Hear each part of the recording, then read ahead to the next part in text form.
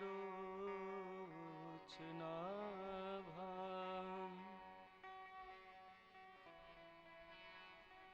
अस्फुरदुषितपट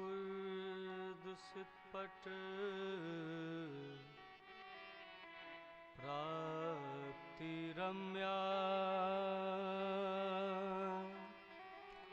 वगुष्ठाम्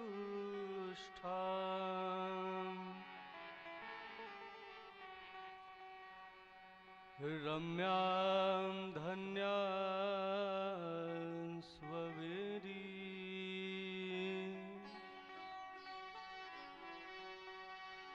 शुचिकरनिकरालम्ब पादां किशोरीं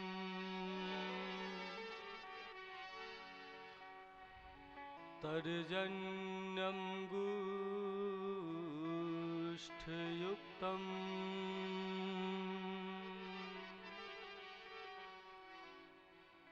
हरिमुखकुहरयुञ्जतिं नागोली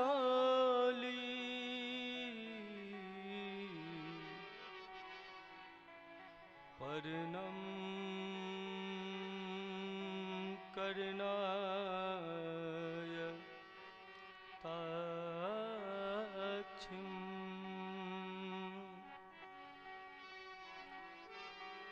त्रिभुवनमधुरां राधिकां भावयामि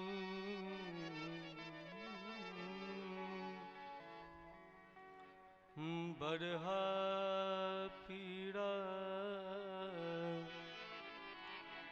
भिरामम्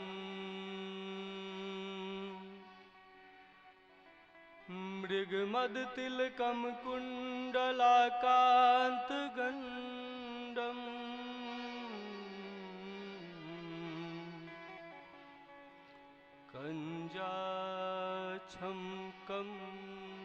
कञ्जाच्छम्कम्बुकण्ठम् स्मितसुभगमुखं स्वाधरे न्यस्तवेरीम् श्यामं शान्तं त्रिभङ्गम् रविकरवसनं भूषितं वैजयन्त्या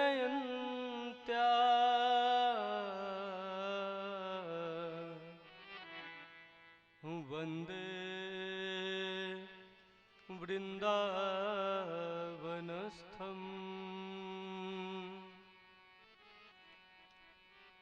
युवती सतवृतं ब्रह्मगोपालभेषम् नमः पंकजनाभाय नमः पंकजमालिने नमः पंकजनेत्राय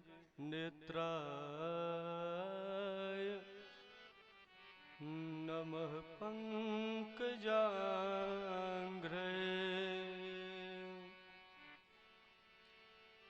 गुरुर्ब्रह्मा गुरुर्विष्णु गुरुर्देवो महेश्वर गुरु साक्षात् परं ब्रह्मा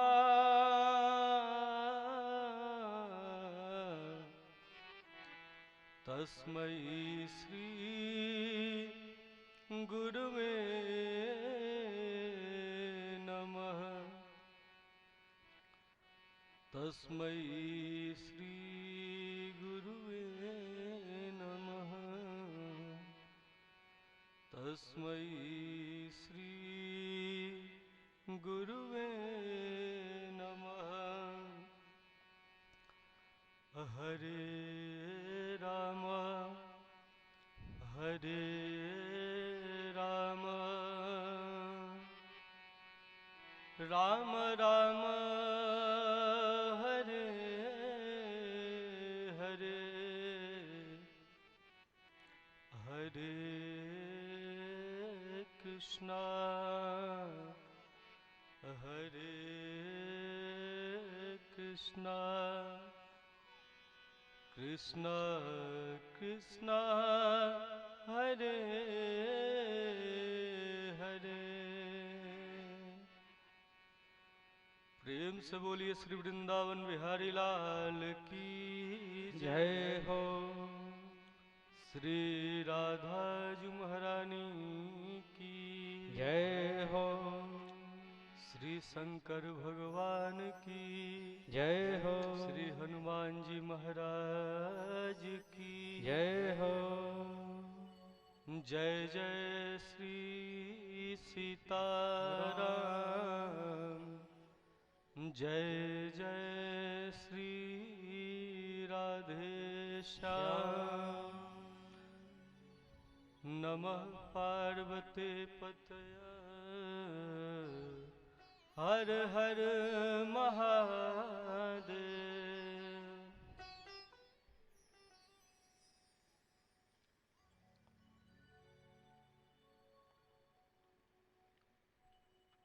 सभी भगवत चरण कमलानुरागी भाइयों, श्रद्धामयी माताओं,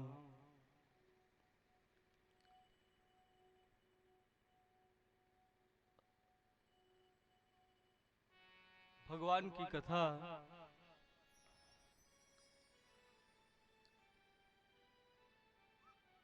जन जन में रस प्रकट कर देती है, आनंद को प्रकट कर देती है और इस कथामृत में अपनी कला के माध्यम से और भी रस भर देने वाले सभी संगीत मंडल के प्यारे गायक और वादक भक्तों और इस कथामृत को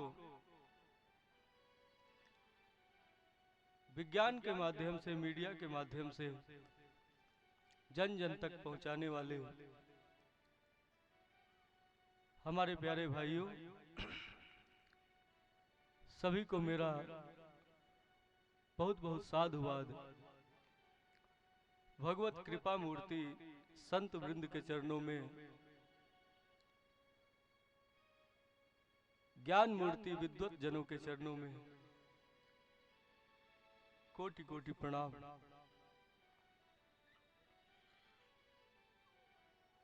कथा प्रारंभ करने के पूर्व आइए सर्वप्रथम भगवान के पावन नामों का गायन करके अपने मन वाणी को पवित्र कर ले। और इसके लिए हमारे आपके सौभाग्य से भगवान के लीला के मधुर गायक श्री अंकित महाराज जी मंचासीन है, तो हम चाहेंगे कि भगवान का प्रथम संकीर्तन आपके द्वारा हो और उसके बाद फिर कथा प्रारंभ की जाएगी। तुम्हारी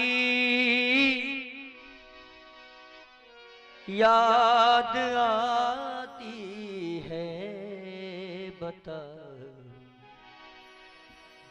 क्या करें मोहन। बोले कन्हैया जी महाराज की। आइए प्रभु की याद सता रही है भक्त को, कैसे भाव प्रकट करता है भक्त। तुम्हारी याद आती है, बताओ क्या करे मोहन। तुम्हारी याद आती है, बताओ क्या करे मोहन। तुम्हारी याद आती है, बताओ क्या करे मोहन।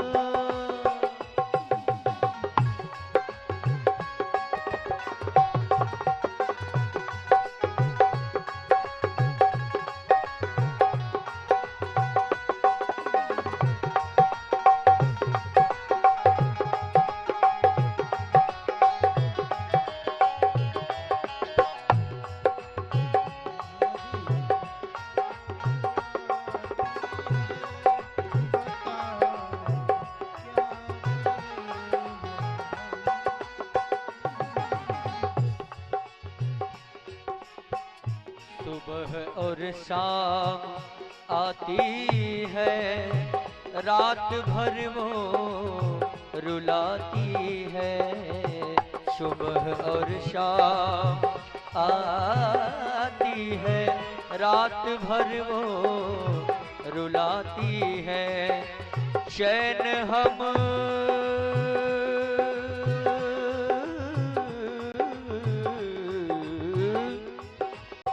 चैन हम को नहीं आता, बताओ क्या करें मोहन, तुम्हारी याद आती है। बताओ क्या करें मोहन।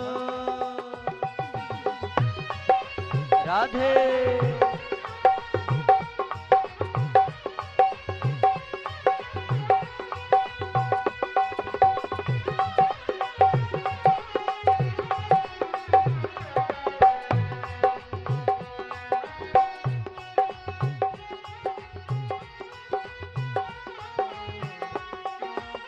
जय हो।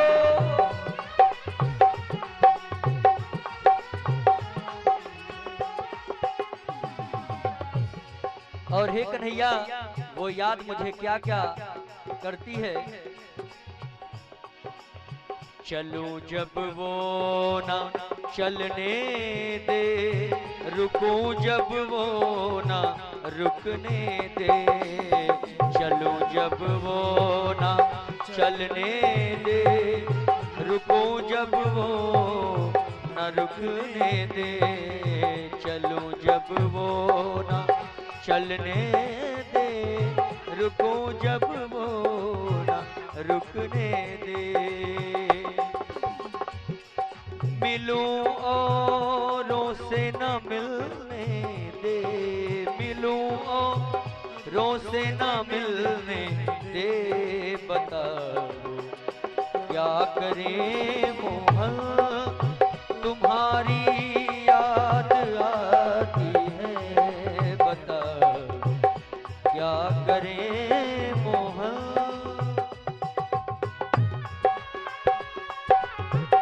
राधे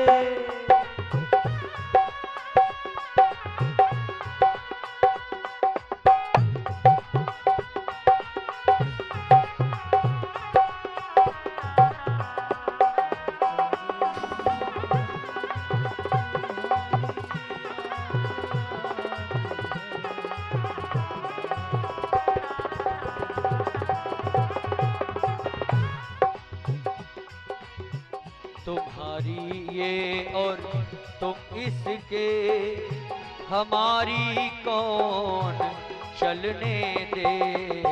तुम्हारी ये और तुम इसके, हमारी कौन चलने दे।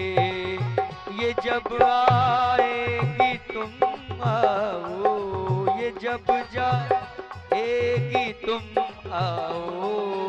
बताओ क्या करें मोहन, तुम्हारी याद आती है। बताओ क्या करें मोहन, तुम्हारी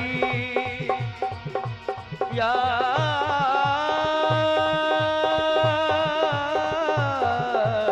आती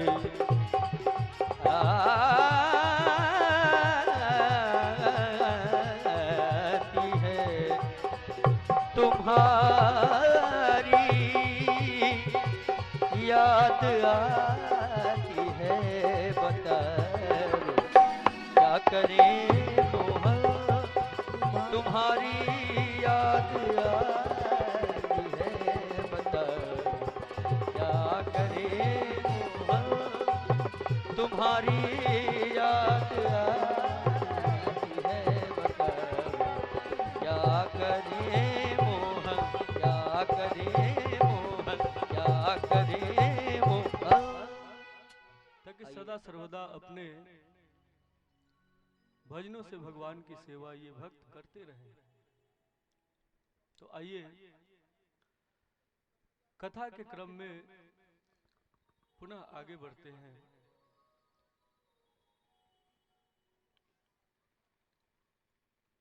जैसा कि कल आप लोगों ने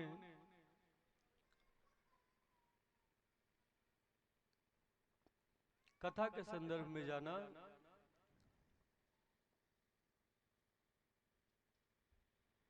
कि देवताओं को अयोग्य मानकर परमहंस श्री सुखदेव जी महाराज ने उन्हें फटकार कर भगा दिया और इस पे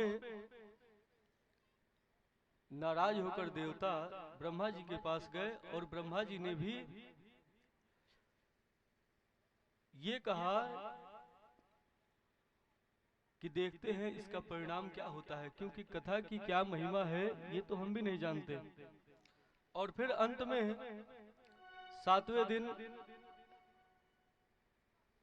कथा श्रवण करने के बाद राजा परीक्षित जी की मुक्ति हो जाती है, वह भगवान के धाम चले जाते हैं। और तुला मंगाकर ब्रह्मा जी जब एक पलड़े पे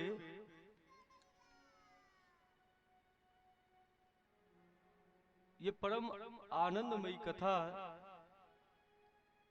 रूपी भागवत रखते हैं और दूसरे पलड़े पर समस्त शास्त्रों को विराजमान कराते हैं, और श्रीमद् भागवत समस्त शास्त्रों पे भारी जब पड़ जाता है तो प्रजापति ब्रह्मा जी प्रमाण के रूप में कलिकाल के जीवों के उद्धार के लिए परम साधन के रूप में इसे प्रमाणित करते हैं।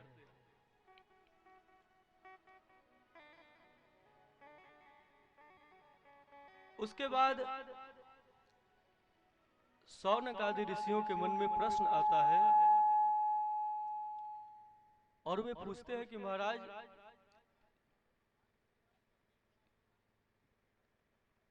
इसके विषय में आप हमें और कुछ बताएं, हमें बताएं कि ये भागवत सप्ताह की विधि कब से प्रारंभ हुई।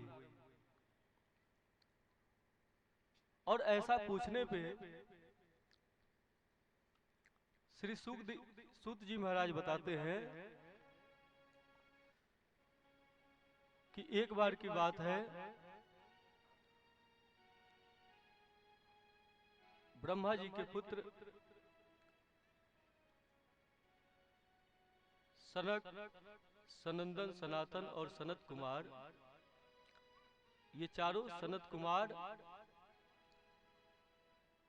सत्संग की तलाश में धराधाम पे विचरण कर रहे थे। और विचरण करते करते करते करते एक बार विशालापुरी में पहुंचे। वहां पे उन्होंने देखा कि देव ऋषि नारद बड़े ही व्यग्र मन से, बड़े ही उदास होकर मुंह लटकाए घूम रहे हैं, किसी वस्तु की तलाश कर रहे हैं। सनत कुमारों को बड़ा आश्चर्य हुआ कि आखिर देवर्षि क्यों इतने विचलित हैं आज।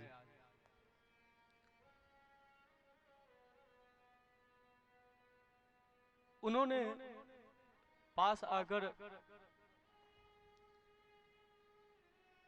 श्री नारद जी से प्रश्न किया कि आप इतने उदास, इतने विचलित, इतने व्यग्र क्यों दिखाई दे रहे हैं। प्रणाम करके नारद जी ने कहा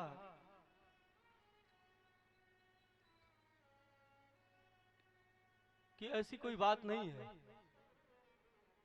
संतों का स्वभाव है कि बड़े से बड़े कष्ट को अपने हृदय में छुपाए रखते हैं, अपने हृदय की व्यग्रता को किसी के सामने प्रकट नहीं करते हैं, करते हैं तो केवल भगवान के सामने, नहीं तो भगवत जनों के सामने भी कर देते हैं कभी कभी।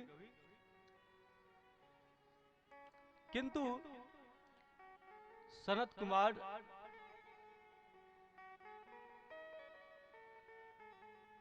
उनकी छवि को देखकर भाप चुके थे कि जरूर कोई बड़ी बात है।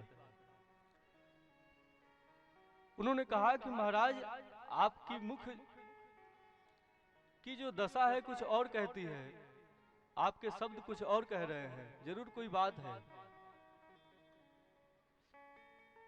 इस समय आपकी स्थिति ऐसी हो रही है कि जैसे किसी लोभी का धन किसी ने हरण कर लिया हो।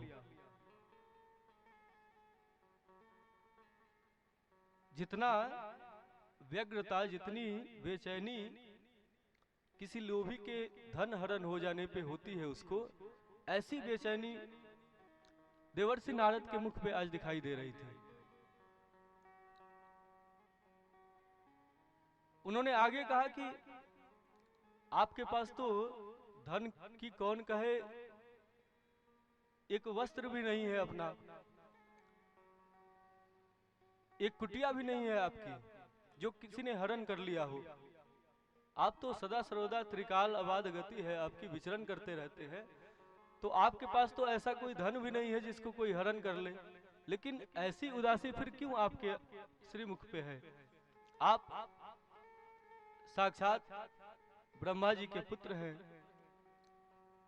आप भगवान श्री हरि के मन के अवतार हैं, अनन्य भक्त हैं भगवान के आप, और समस्त लोगों के शोक को नष्ट करने वाले हैं, और आज आप ही शोकग्रस्त दिखाई दे रहे हैं। आपने प्रहलाद के शोक नष्ट किए, ध्रुव के शोक नष्ट किए, यहाँ तक कि व्यास जी महाराज का शोक भी देवर्षि नारद जी ने ही नष्ट किया। तो आपके मुख पे ऐसी शोभा, ये उदासी नहीं दे रही है। और आगे कहा उन्होंने कि जिस धन का हरण हो जाए, ऐसा धन तो संतों के पास होता भी नहीं है। संतों के पास तो ऐसा धन होता है जिसे कोई हरण न कर सके। तो कोई भी कारण दिखाई नहीं देता जिससे आप उदास हो सके।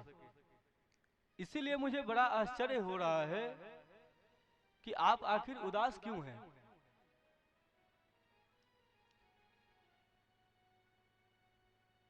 ऐसी बातें जब नारद जी ने सुना तो कहा कि आप इतनी ज्यादा आप लोग पूछ रहे हैं, तो मैं अपनी उदासी का कारण बता देता हूं।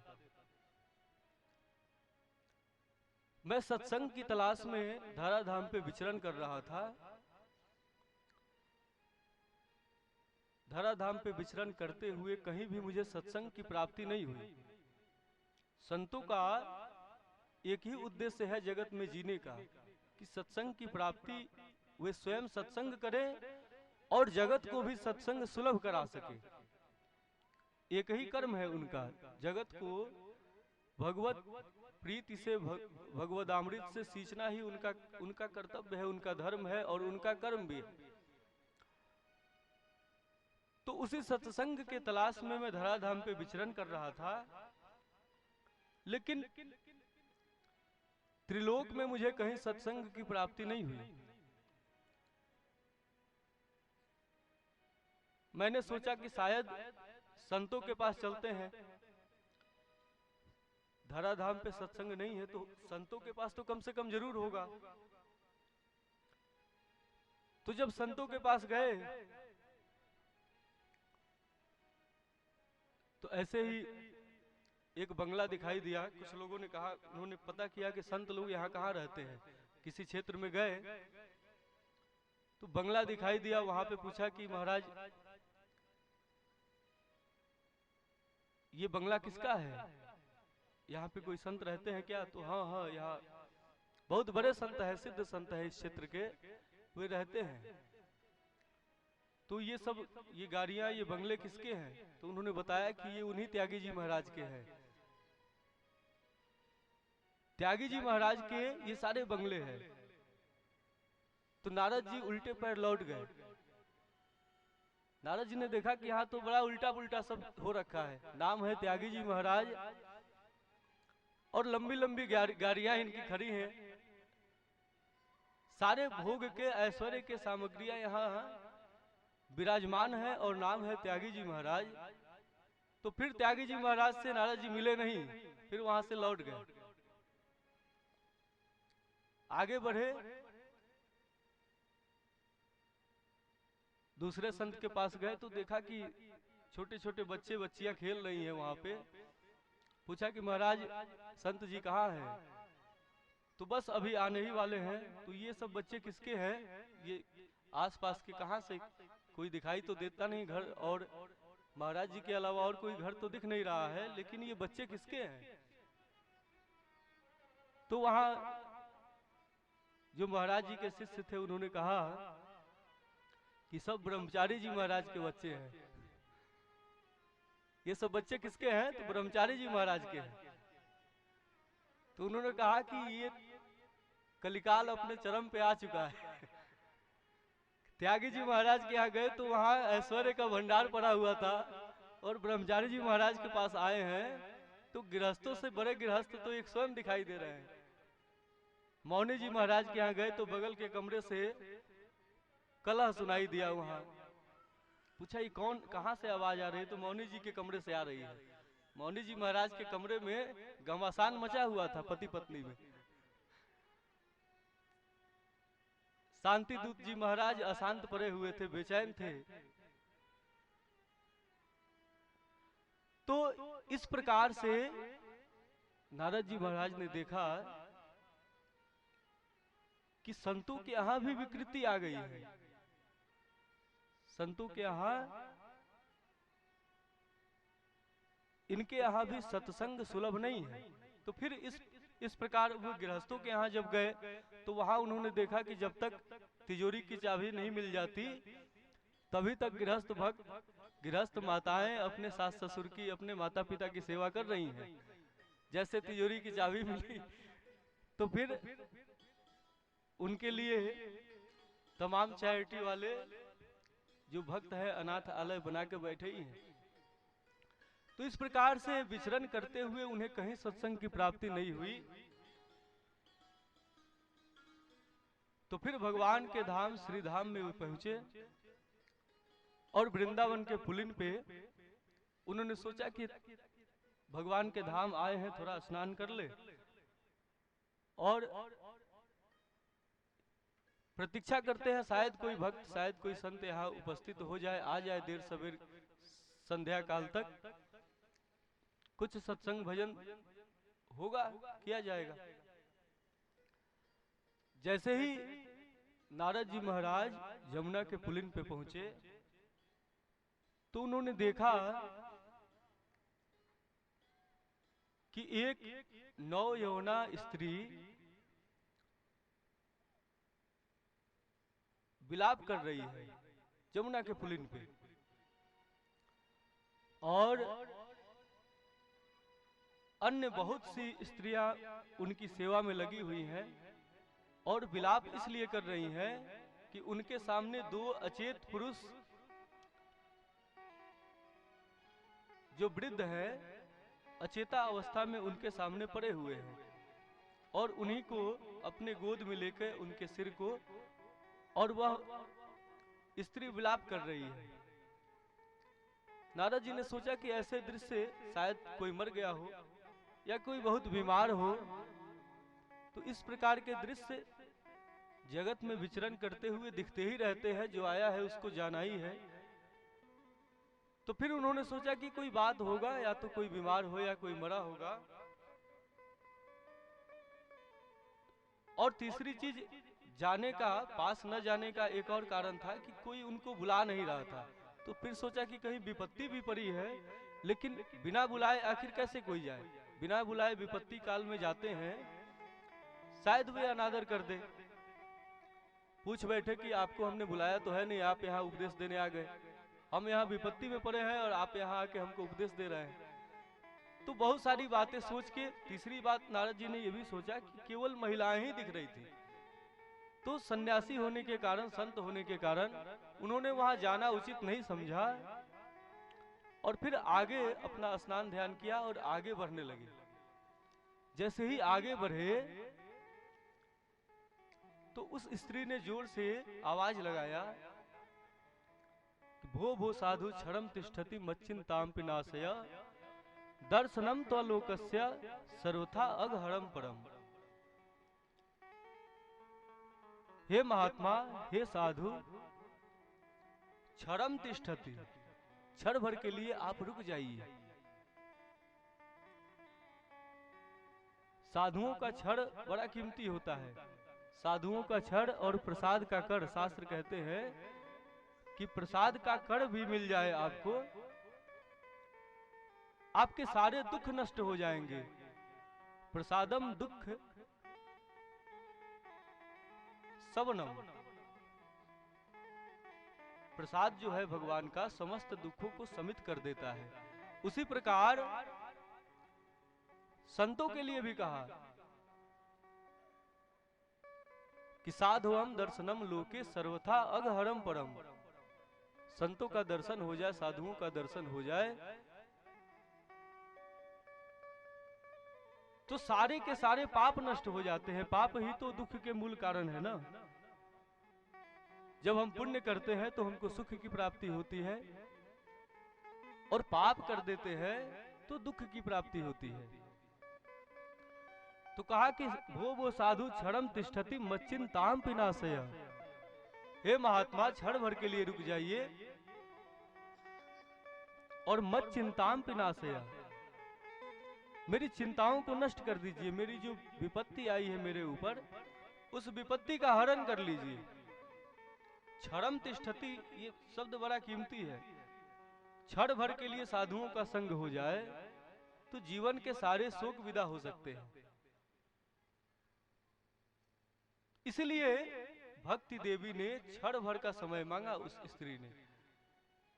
जैसे ही उसने ये कहा कि दर्शनम तो लोकस्य सर्वथा अघहरम परम, आपका दर्शन जगत में समस्त अघों को हर लेने वाला है, समस्त पापों को नष्ट कर देने वाला है। ऐसी बात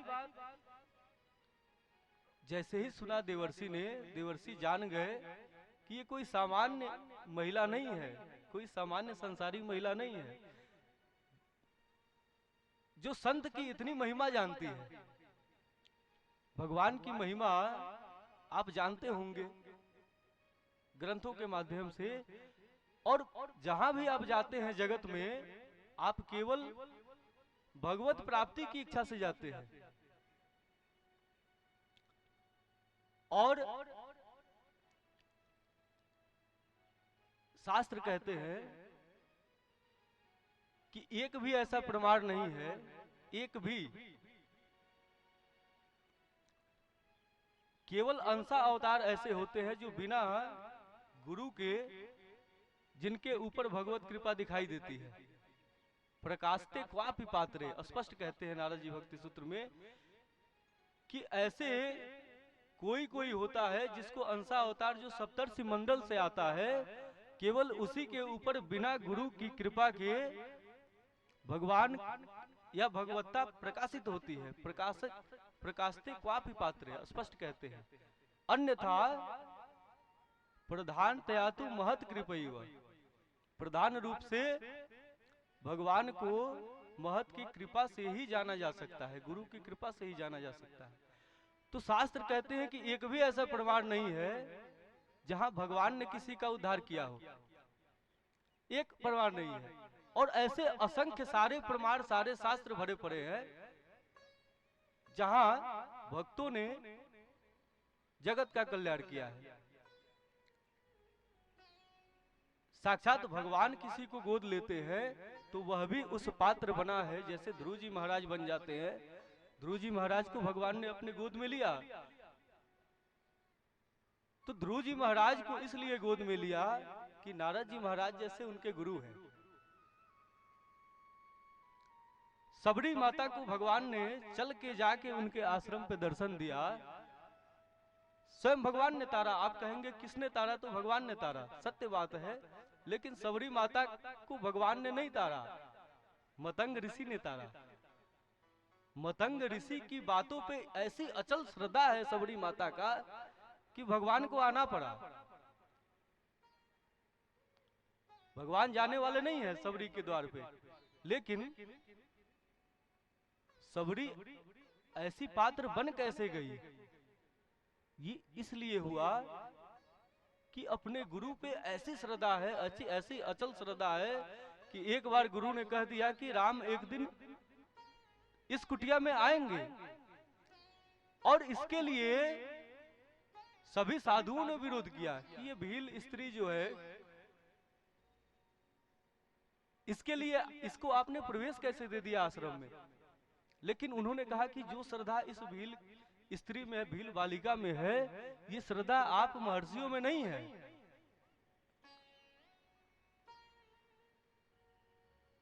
स्पष्ट भगवान ने गीता में कहा कि ज्ञान कौन प्राप्त करता है?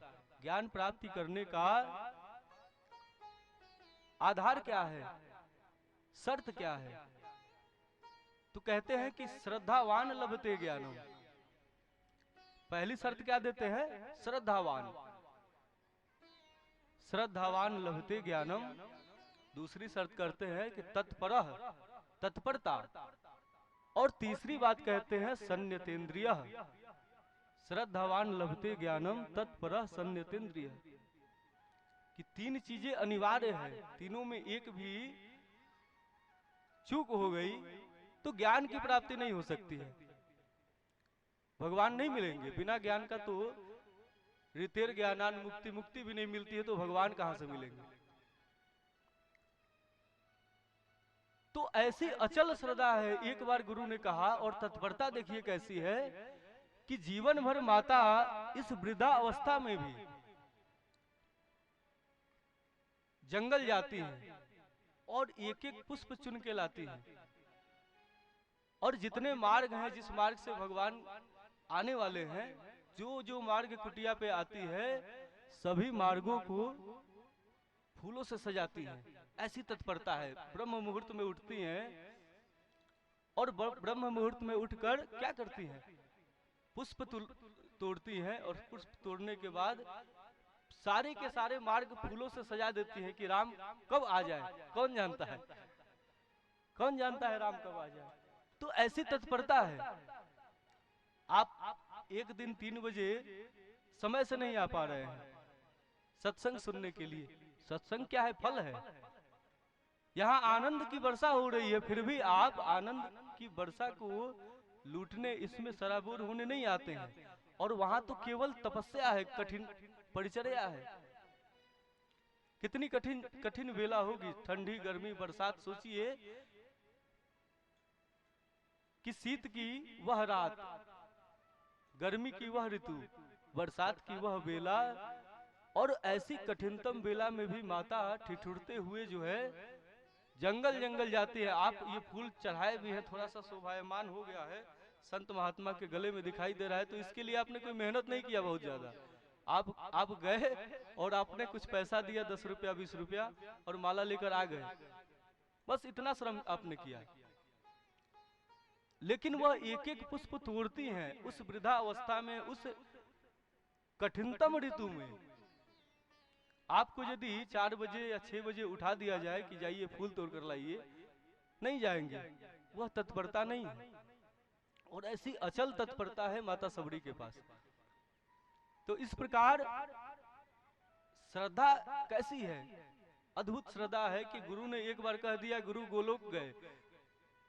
लेकिन और ये भी नहीं कि गुरु ने कहा और तुरंत गुरु के जीवन काल या तुरंत भगवान आ गए। जीवन की अंतिम बेला है। शास्त्र कहते हैं कि जिस दिन भगवान ने दर्शन दिया, उसी दिन सबरी माता के प्राण छूट गए।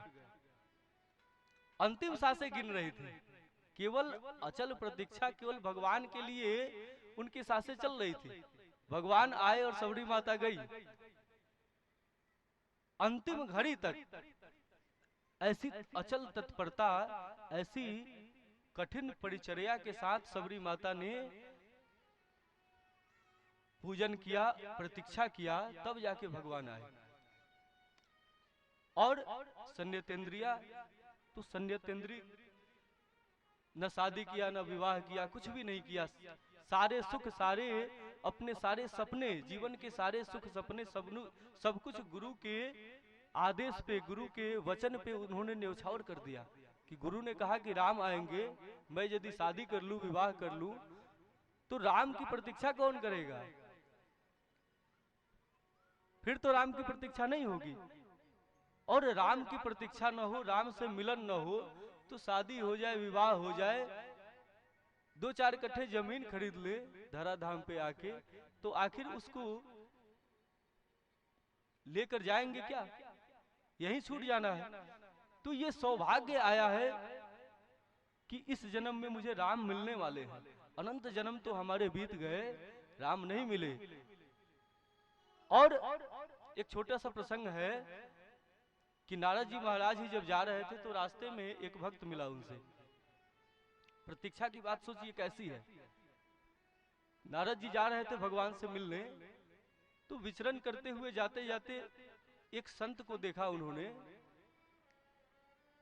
भगवान के मंदिर के सामने बैठ के, और भगवान की याद में जाप कर रहे थे बैठे हुए। नारद जी महाराज ने पूछा कि और महात्मा जी कैसे हैं? तो उन्होंने कहा कि देवर्षि बड़े धन्य भाग हैं हमारे कि आपके दर्शन हुए। उन्होंने पूछा कि महाराज आप कहाँ जा रहे हैं इस समय? आपकी तो त्रिकाल गति है, अबाध गति है त्रिलोक में, इस समय आप कहाँ जा रहे हैं? तो कहा कि इस समय तो देवलोकों का कुछ कार्य है, तो भगवान के धाम गोलोक जा रहे हैं। तो उस महात्मा ने कहा कि महाराज आप तो सदा सर्वदा भगवान से मिलते रहते हैं, जब चाहे तब मिल सकते हैं, लेकिन एक बात मुझे भगवान से पूछनी है। मैं तो नहीं पूछ सकता हूं, लेकिन क्या आप मेरी बात भगवान से पूछ सकते हैं? तो उन्होंने कहा कि ठीक है बताइए, मैं तो वहीं जा ही रहा हूं, आपका संदेश मैं भगवान से सुना दूंगा, उनसे पूछ लूंगा आपका जो प्रश्न है। तो उस भक्त ने कहा कि महाराज एक बात आप केवल पूछिएगा कि मुझे भगवान के दर्शन कब होंगे, मुझे उनके दर्शन कब होंगे? 20 साल से मैं यहाँ बैठ के भगवान का ध्यान कर रहा हूँ, अब तक तो नहीं हुआ, लेकिन लगता है कि अब हो जाए। तो आप जा ही रहे हैं, अब तो हमको लगता है कि हमारी साधना पूरी हो गई है, हो सकता है अब जल्दी ही होने वाला है। तो आप जा ही रहे हैं तो पूछ लीजिएगा कि महाराज ये जो फलाना भक्त है इसको आप कब दर्शन देने वाले हैं, और भगवान जब बताएं तो आकर मुझे बता दीजिएगा। उस हिसाब से मैं भगवान के स्वागत की तैयारी करूंगा। तो उन्होंने कहा ठीक है, अच्छी बात है, मैं जा ही रहा हूं, श्री हरि से आपके प्रश्नों को निवेदित कर दूंगा उनके चरणों में, जैसा वो कहेंगे आकर आपसे मैं बता भी दूंगा। फिर भगवान ये देवर्षि आगे बढ़े तो एक और भक्त मिला उनको। उस भक्त ने भी पूछा कि महाराज आप कहाँ जा रहे हैं? प्रणाम करने के बाद जब उसने पूछा तो उन्होंने कहा कि जा रहे हैं, देवलोक का कुछ कार्य है। तो भगवान के धाम जा रहे थे, सोचा कि भगवान का दर्शन करता चलूं, यहाँ पे आपके दर्शन संयोग से हो गए। तो उन्होंने कहा कि महाराज जब जा ही रहे हैं तो मेरा भी एक प्रश्न है, भगवान के चरणों में निवेदित कर देंगे क्या? तो कहा कि हाँ बताइए, जब वहां जा ही रहा हूं तो इसमें कौन सी बड़ी बात है, मेरा तो काम है कि जगत की समस्या को भगवान तक पहुंचाना, इतना ही मेरा कार्य है। जगत के किसी काम आ सकूं, आप लोगों के किसी काम कोई संत आ जाए तो इससे बड़ा मेरा सौभाग्य क्या होगा, संतों के काम आ जाऊं तो उन्होंने कहा कि बस कोई बहुत बड़ा प्रश्न नहीं है, कोई वैदिक जटिल प्रश्न नहीं है, केवल इतनी सी बात है कि भगवान से आप पूछ लीजिएगा कि ये जो भक्त मेरा बैठा है, मेरी याद में दिन रात सेवा करता है आपके श्री चरणों की, इसे आप दर्शन कब देने वाले हैं, कब दे रहे हैं? तो देवर्षि ने कहा कि अच्छी बात है, जा ही रहा हूं, पूछ लूंगा और आता हूं, कुछ ही पल बाद मैं लौटूंगा, भी आऊंगा तो आपको बता भी दूंगा। फिर देवर्षि उधर से लौटे। देवर्षि जब उधर से लौटते हैं तो पहले भक्त ने पूछा कि महाराज भगवान से मुलाकात हुई? तो कहा हाँ हुई है, बातचीत हुई है। क्या हमारे प्रश्नों को आपने निवेदित कर दिया? तो कहा हाँ, हमने भगवान के चरणों में आपके प्रश्नों को रख दिया था। तो उनका चरण पकड़ लिया कि महाराज जल्दी बताइए, आखिर भगवान ने क्या कहा है, मेरे लिए क्या आदेश दिया?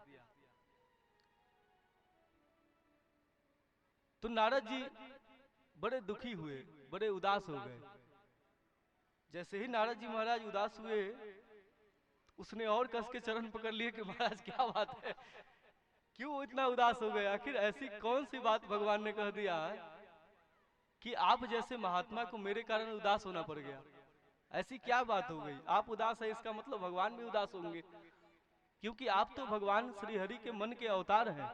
तो मेरे कारण भगवान को भी उदास होना पड़ा होगा आज। ऐसी ऐसे मेरे कौन से ऐसे दुर्गुण हैं, कैसा ऐसा मेरा कौन सा दुष्कर्म है जिसके कारण आज भगवान भी उदास हो गए मेरे लिए, आप देवर्षि उदास हो गए? तो कहा कि ऐसी कोई बात नहीं है। तो फिर कहा कि ठीक है, तो मेरे प्रश्नों का जवाब दीजिए, भगवान ने क्या कहा है, कब देंगे दर्शन? तो देवर्षि ने बताया कि ऊपर देख रहे हो, बरगद के पेड़ के नीचे वे भक्त बैठे हुए थे। तो कहा कि ऊपर देखो। तो जब उन्होंने ऊपर देखा तो कहा कि देखो ये बरगद के वृक्ष देख रहे हो ना? तो कहा हाँ महाराज, यहाँ तो रोज बैठता हूँ, रोज देखता हूँ। तो कहा कि इसमें कितने पत्ते हैं? तो कहा कि महाराज पत्ते तो इतने हैं कि जो मैं गिन नहीं सकता हूँ, इतना बड़ा वृक्ष है, हजारों साल पुराना वृक्ष है, तो इतने पत्ते हैं कि गिना नहीं जा सकता है, मैं तो गिन ही नहीं सकता हूँ। तो कहा कि यही बात है, मेरी उदासी का यही कारण है कि भगवान ने कहा है कि जिस बट वृक्ष के नीचे बैठ के वह ध्यान कर रहा है, उस बट वृक्ष में जितने पत्ते हैं उतने जन्म बीत जाने के बाद मैं उसको दर्शन दूंगा। भगवान ने कहा कि उस बट वृक्ष के शाखाओं में जितने पत्तियां हैं उतने जन्म उस जीव के, उस भक्त के बीत जाएंगे। उतने जन्मों तक जब वो मेरी उपासना तपस्या कर लेगा, आराधना कर लेगा, तब जाके मैं उसको दर्शन दूंगा। तो इतना सुनते ही वो भक्त नाचने लगा, अपना कजरी उठाया, अपना ढोल झाल, उसके भक्त जो है सब मिलके एक साथ संकीर्तन और ऐसे भाव विभोर होके नाचने लगा कि नारद जी भी अपने को नहीं रोक पाए, वो भी साथ साथ नाचने लगे और सब ने मिलके खूब संकीर्तन किया। उसने कहा कि महाराज मेरे जैसे दीन को भी भगवान की चिंता है, मेरे ऊपर भी भगवान की दृष्टि बनी हुई है?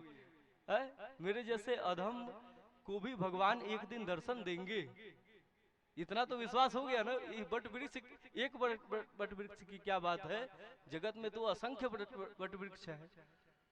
भगवान ने कहा होता कि 100 बट वृक्ष के जितने पत्ते हैं, उन्होंने इतने धरा पे इतने बट वृक्ष हैं और केवल एक बट वृक्ष की बात किया है, और मात्र एक बट वृक्ष पे जितने पत्ते हैं उतने ही जन्म, जहां असंख्य जन्म मेरे बीत चुके हैं, अब तो मिलन की घड़ी आ गई है। केवल इतनी सी प्रतीक्षा है कि बट वृक्ष, एक बट वृक्ष में जितने पत्ते हैं उतने ही जन्म लेने हैं, बस इतनी सी बात है। 10-20 हजार सालों में ये भी बीत जाएगा। और फिर इतना नाचा, इतना भाव विभोर हुआ, बड़ा कोटि कोटि प्रणाम किया श्री चरणों में देवर्षि के, और फिर देवर्षि का सत्कार करते हुए उन्हें भाव से, श्रद्धा से उसने विदा किया। देवर्षि आगे बढ़े तो बड़ा आश्चर्य में थे कि ऐसे भी भक्त होते हैं भगवान के। ऐसा अद्भुत भक्त देवर्षि को पहली बार दिखाई दिया था। जब आगे बढ़े तो फिर पहला वाला भक्त उनको मिल गया जिसने पहले प्रश्न किया था, जिसने कहा था कि महाराज 20 साल से उपासना कर रहे हैं, 20 साल से साधना भगवान की कर रहे हैं, अब मिलेगा कि नहीं, लग तो रहा है कि अब दर्शन का समय आ गया है। तो वहां पहुंचे नारद जी, वहां भी पहुंच गए। जब पहुंचे तो उसने भी पैर पकड़ा, कहा कि देवर्षि मेरी सूचना पहुंची कि नहीं दरबार में? तो कहा कि नहीं पहुंच गई, उन्होंने जवाब भी दिया है आपके लिए, और आपके लिए अच्छा जवाब दिया है, शुभ संकेत है। देवर्षि ने मुस्कुरा के कहा। तो उसके मन में भी आया कि बात तो सही है, मैं कह ही रहा था कि 20 साल तो हो गया है, अब कुछ ही दिनों में मुझे दर्शन मिलने वाला है, मेरा जो अनुमान था सही है। तो पूछा कि महाराज अब वह शुभ समाचार सुनाई दीजिए कि अब बस कितना समय बचा है।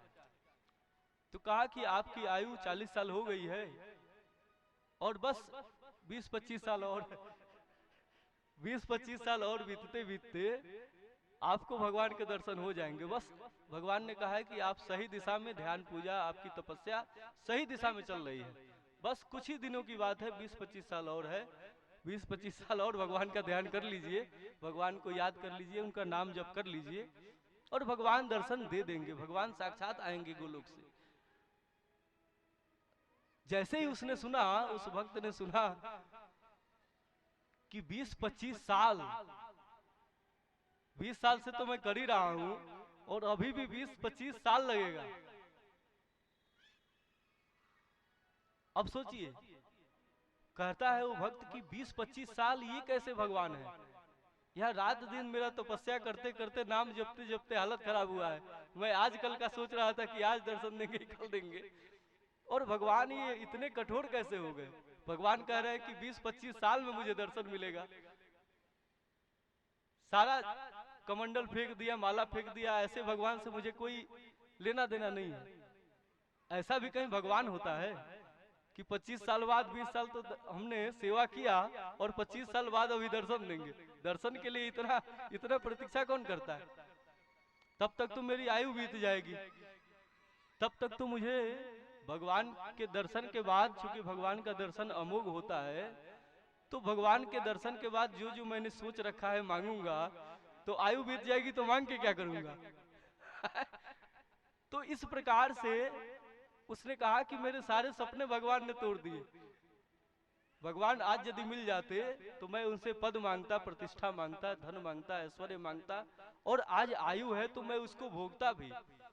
अब बुढ़ापे में, अंत काल में भगवान मिल जाएंगे और फिर कहेंगे मांगो भक्त मांगो, मेरा दर्शन अमोघ है, जो मांगना है मांग लो। तो बताइए, आप ही बताइए कि मरने के समय में क्या मांगूंगा। न शादी मांग सकता हूँ, न बच्चे मांग सकता हूँ, न धन मांग सकता हूँ, कुछ भी तो नहीं मांग सकता। तो ऐसे नारद जी महाराज ने कहा कि देखो, यही भगवान की माया है, इसी को कहते हैं तत्परता, श्रद्धा। एक श्रद्धा उस भक्त में है कि जो असंख्य काल तक भगवान की प्रतीक्षा करने को तैयार है, और एक ये भक्त हैं कि जिनको 20-25 साल की प्रतीक्षा जिनसे नहीं हो रही है। एक ऐसा भक्त है जो भगवान ने कह दिया तो वो अपने को बार बार भगवान को धन्यवाद दे रहा है कि मेरे जैसे अधम पे भी भगवान की दृष्टि है। और एक ये भक्त हैं जो पहले से सपने सजोए बैठे हैं कि भगवान मिलेंगे तो ये मांगूंगा। ऐसे ही यमराज आए तो एक माता ने मांगा, उन्होंने कहा कि माता जी चलिए अब चलने की तैयारी कीजिए, अब जाने की बेला आ गई। तो कहा कि महाराज अभी तो हमने कुछ देखा ही नहीं जगत में, जगत में क्या देखा है कि चले, आप ही बताइए आपने हमको क्या दिया है। ना बेटा दिया, ना बेटी दिया, ना धन दिया, ना दौलत दिया। तो इस प्रकार से उन्होंने कहा कि कुछ साल और दीजिए, और साथ में एक बार मेरे कहने से और दे दीजिए। एक बार तो ये दीजिए कि मुझे आयु दीजिए, कुछ साल के लिए अभी छूट दे दीजिए, और दूसरा बार एक बार और दे दीजिए, एक बार और दे दीजिए मेरे कहने से। तो उन्होंने कहा कि एक बार तो आप मांग रही हैं, सही है कि आप अभी धराधाम से जाना नहीं चाहती हैं, लेकिन दूसरा वर क्या मांगना चाह रही है, आप कहिए दूसरा वर आपका क्या है। उसे भी मांगिए, उसे भी देखता हूं पूरा करने योग्य होगा तो जरूर पूरा किया जाएगा। तो उस माता ने, बुढ़िया माता ने क्या कहा, कहा कि हाथी चढ़ल नाती आवे। देखिए एक ही प्रश्न मांगा है आप लोग ध्यान दीजिए, बुढ़िया माता ने केवल एक प्रश्न मांगा, एक वरदान मांगा है। कहती है हाथी चढ़ल नाती आवे, देखे दुनू अखिया। हाथी चढ़ल नाती आवे, देखे दुनू अखिया। एक ही प्रश्न था कि केवल उसकी इच्छा ये है कि मेरा नाती हाथी पे चढ़ के आए और मैं उसको देखूं। बस इतना सा सपना है महाराज, एक ही सपना ही है, पूरा कर दीजिए। तो अब भगवान ने कहा कि महाराज ये तो बड़ा होशियार माता है, आंख देखे, इसका मतलब बुढ़ापे में भी इनको आंख चाहिए, जो आंख खराब हो गया है, शरीर छिड़ हो गया है, तो ये स्वास्थ्य भी मांग लिया इन्होंने। फिर कहती है कि नाती आवे, तो नाती के पहले पुत्र होगा नाती के पहले उनके पुत्र पुत्रियां होंगी तभी तो नाती होगा। फिर वो पुत्र हो गया, पुत्र हुआ ही नहीं, फिर वो बड़ा हुआ, जवान हुआ, जवान होने के बाद उसकी शादी हुई, उसकी शादी होने के बाद फिर उसके बहू आई, फिर उसकी बहू आने के बाद उसका नाती हुआ है? और नाती होने, अब इसमें 50 साल 60 साल बीत गए, और फिर उस समय तक उनका आंख जो है सही रहे तभी तो देखेंगे। तो एक लाइन एक प्रश्न में हमारे आपके ऐसे ही प्रश्न होते हैं, हम भगवान को भी छल देते हैं, यदि हम पाए तो भगवान को भी ठगने में कोई कसर नहीं छोड़ेंगे। तो इसी प्रकार से इसको भक्ति नहीं कहते हैं, भक्ति कहते हैं कि गुरु के वचन पे अचल श्रद्धा हो जाए। स्पष्ट वेद कहता है कि गुरु मेवा भी गच्छेत। यदि ज्ञान की इच्छा है तो कहां जाओ? गुरु के पास जाओ। समित पाणी श्रोत्रियम ब्रह्मनिष्ठम, हाथ में समिधा लेकर जाओ। तद विज्ञानार्थम स गुरु मेवा भी गच्छेत। समित पाणी, हाथ में समिधा लेकर जाओ और गुरु के पास जाओ। गुरु कैसा हो? तो श्रोत्रियम, पहला शर्त दिया कि वो शास्त्रों का ज्ञानी हो, श्रोत्रिय हो। और केवल श्रोत्रिय हो तो विकृति आ जाएगी, श्रोत्रिय गुरु से कुछ नहीं होता है। कहा कि श्रोत्रियम तो हो लेकिन समस्त शास्त्रों का परित्यागी भी हो, शास्त्रों का सार केवल ग्रहण किया हो, शास्त्रों को धारण न किया हो। शास्त्रों का बोझ सिर पर लेके जो ढोता है वह वास्तव में जगत में विकृति फैलाता है। ठीक है, शास्त्रों के सार को जीवन में जो चरितार्थ करके ब्रह्मनिष्ठ हो जाता है और उसके बाद शास्त्रों का उपदेश करता है, वही वास्तव में जगत में ज्ञान का प्रकाश फैला पाता है। यदि शास्त्रों को केवल आपने आत्मसात नहीं किया, केवल शास्त्रों को सिर पे शास्त्रों का बोझा लेके ढो रहे हैं, केवल शास्त्रों को निगल रहे हैं, उगल रहे हैं, इससे कुछ नहीं होने वाला है। और आज यही विकृति सबसे बड़ी आई है समाज में। सबसे बड़ी दिक्कत स्पष्ट शंकराचार्य जी महाराज कहते हैं कि पलाल में वह पलाल की भांति त्याग देना चाहिए। त्यागानि शास्त्रानि अशेषतः, अशेषतः स्पष्ट कहते हैं शेष कुछ न बचे, शास्त्रों का अशेषतः अशेष रूप से परित्याग कर दो। और कैसे परित्याग कर दो? पलाल मीवा, अर्थात जिस प्रकार अभी चावल बोया जाएगा ना, तो उस चावल को निकाल कर किसान क्या करता है? पूरे पलाल को लेके सिर पर नहीं ढोता है, पूरे पलाल को नहीं खाता है, उसको पीट देता है, उसमें से चावल निकाल लेता है, सार निकाल लेता है। सार को ग्रहण करके, और सार जब ग्रहण हो जाए तो पलाल का परित्याग करना होता है। चैतन्य महाप्रभु ने अपने सारे वांग्मयों को जाकर समुद्र में प्रवाहित कर दिया। अपने जीवन में केवल 8 श्लोक लिखे, जिसको शिक्षा के लिए माना गया। केवल 8 श्लोक भक्तों के, अपने अनुयायियों के, ये षड गोस्वामियों के निवेदन पे, षड गोस्वामियों के अनन्य प्रार्थना पे उन्होंने केवल 8 उपदेश दिए 8 श्लोकों में। शास्त्रों को पूर्ण रूप से, अशेष रूप से त्याग दो। स्पष्ट कहते हैं कि बाग बैखरी शब्द जरी, ये जो शब्दों की बाग बैखरी है, ये केवल भुक्ति प्रदान करती है, मुक्ति इससे नहीं मिलती है। भोग मिल जाएगा, शास्त्रों का बोझा सिर्फ शास्त्रों से आप सुसज्जित हो जाइए तो जगत में भोगों की कमी नहीं होगी। भोग तो त्यागी जी महाराज के पास बंगले पे बंगले पिट जाएंगे शास्त्रों के आधार पे, लेकिन भोग ही त्यागी जी महाराज को मिलेगा। कभी शास्त्रों के से मुक्ति नहीं मिल सकती है। शास्त्रों से मुक्ति तब मिलेगी जब शास्त्रों के बताए हुए वचनों पे चलकर शास्त्रों का सार त्यागी जी महाराज ग्रहण करेंगे। शास्त्रों का भोग के लिए उपयोग करते हैं, भोगों की प्राप्ति के लिए शास्त्रों का उपयोग करते हैं, तो वह भोग ही उनको रोग प्रदान कर देगा। भोगा भोगा महारोगा संपदा परम आपदा, स्पष्ट कहता है अक्षय उपनिषद। वेद कह रहा है कि भोगा भोगा महारोगा संपदा परम आपदा। जितने भी रोग जगत में आते हैं आपके अंदर, ये कैसे आ जाते हैं? इसके उत्पत्ति के कारण क्या है? समस्त रोगों की उत्पत्ति का कारण आपके भोग हैं। ध्यान दीजिएगा, स्पष्ट कहते हैं भगवान गीता में भी कि ये ही संस्पर्श जा भोगा दुख युना युवती। ये जो संस्पर्शज भोग है ना, इंद्रियों और विषयों का जब मिलन होता है, जब संस्पर्श होता है, तो वह संस्पर्श ही दुख की योनि है। योनि कहते हैं जहां से उत्पत्ति होती है। ये प्रकृति भी योनि है। भगवान शिव सूत्र में कहते हैं कि योनि गर्भः प्रकृति के लिए, कि इस प्रकृति से ही पल प्रतिपल एक एक जीव प्रकट हो रहा है। प्रकृति से ही तो हो रहा है ना। लेकिन आखिर प्रकृति से, प्रकृति योनि है, प्रकृति से प्रकट हो रहा है, तो उसमें बीज क्या बनता है? बिना बीज की उत्पत्ति तो होती नहीं है।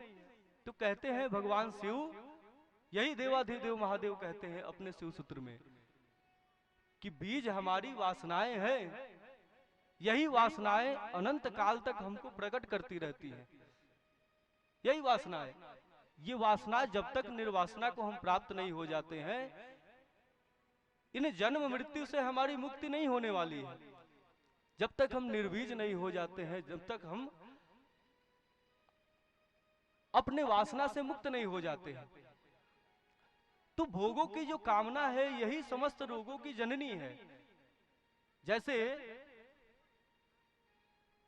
मान लीजिए इंद्रिय हमारा जीव है और ये बर्फी रखा हुआ है, रसगुल्ला रखा हुआ है।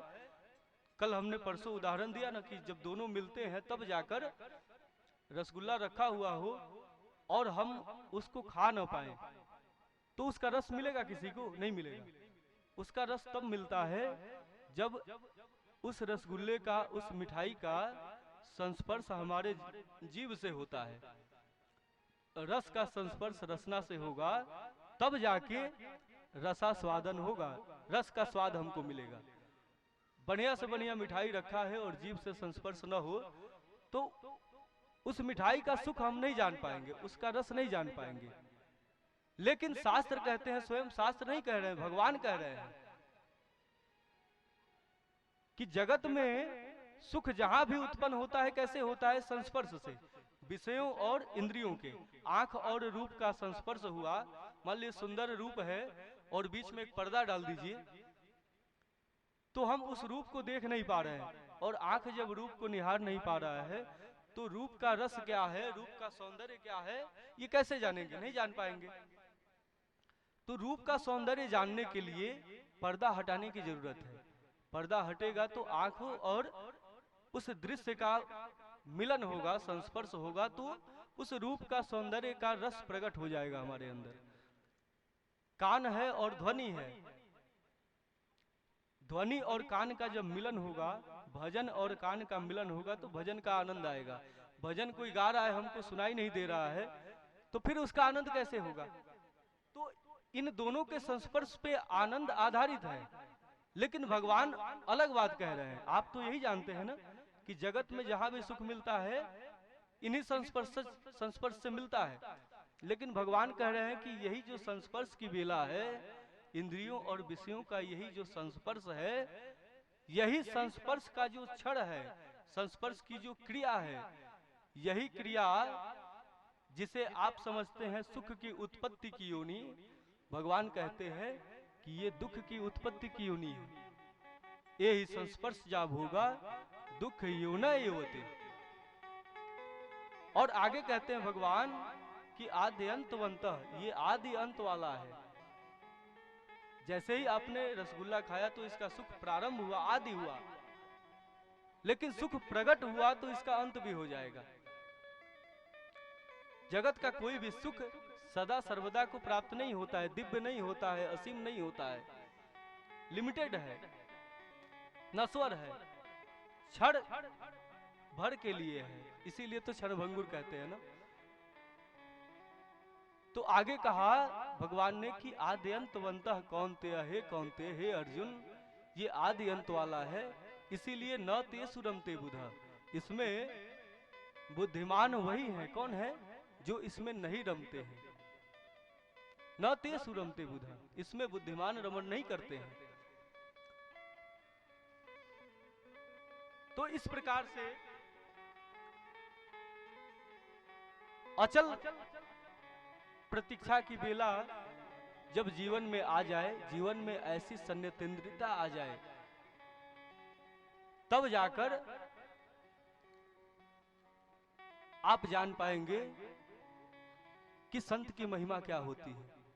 जब ऐसी श्रद्धा आ जाए, ऐसी तत्परता आ जाए, ऐसी इंद्रियों पे दमन हो जाए आपका, तब जाके संत की महिमा आप जानते हैं। और इसीलिए नारद जी महाराज ने ये जान लिया कि ये जो माता है, जो संत की महिमा ऐसे गा रही है कि क्षणम तिष्ठति, हे महात्मा क्षण भर के लिए रुक जाओ, दर्शनम तो लोकस्य सर्वथा अघरम परम, क्योंकि आपका दर्शन, क्षण भर का जो दर्शन है, समस्त दुखों को हर लेने वाला है। ऐसी बात जो कर रही है, ये कोई सामान्य माता नहीं है। और फिर नारद जी, भगवान नारद जाके पूछते हैं उस माता से कि हे माता, कृपया आप अपना परिचय दीजिए। मैं जान गया कि आप कोई सामान्य माता नहीं है। आप कौन हैं? आप हमें अपना परिचय दीजिए, हमें अपना बोध कराइए। और ये जो अचेत अवस्था में पड़े हुए दो अचेत पुरुष हैं, ये कौन है? आप कौन है? ये देवियां कौन है? इस प्रकार जब चरणों में निवेदित करके नारद जी महाराज पूछते हैं, तब जाके वह माता बताती है कि मैं साक्षात भगवान श्री हरि की अर्धांगिनी हूँ। मैं साक्षात कौन हूँ? भक्ति माता हूँ। जगत के कल्याण के लिए धराधाम पे आई हूँ। और ये दोनों कौन है? तो ये दोनों मेरे पुत्र हैं। ये दोनों पुत्र कौन है? ज्ञान और वैराग्य। भक्ति माता के पुत्र कौन है? ज्ञान और वैराग्य।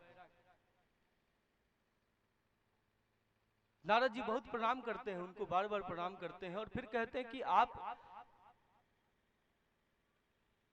इन लोगों के बारे में बताइए कि यदि ये ज्ञान और वैराग्य है, आप भक्ति हैं और आप यदि इनकी माता हैं, तो ऐसा उल्टा क्यों है? जगत में तो ऐसा होता है कि माँ बूढ़ी होती है, बच्चे युवा होते हैं, और यहाँ स्थिति ऐसी है कि आप युवा हैं और आपके बच्चे बूढ़े हैं, बच्चे आपके अचेत हैं। ऐसी स्थिति कैसे हुई? ये उल्टा विधान कैसे हो गया? तो भक्ति माता ने बताया कि मैं धराधाम पे विचरण करते हुए कहीं मेरा सम्मान हुआ, कहीं अपमान हुआ, कहीं कलिकाल के प्रभाव से लोगों ने मुझे खंडित कर दिया, वहां से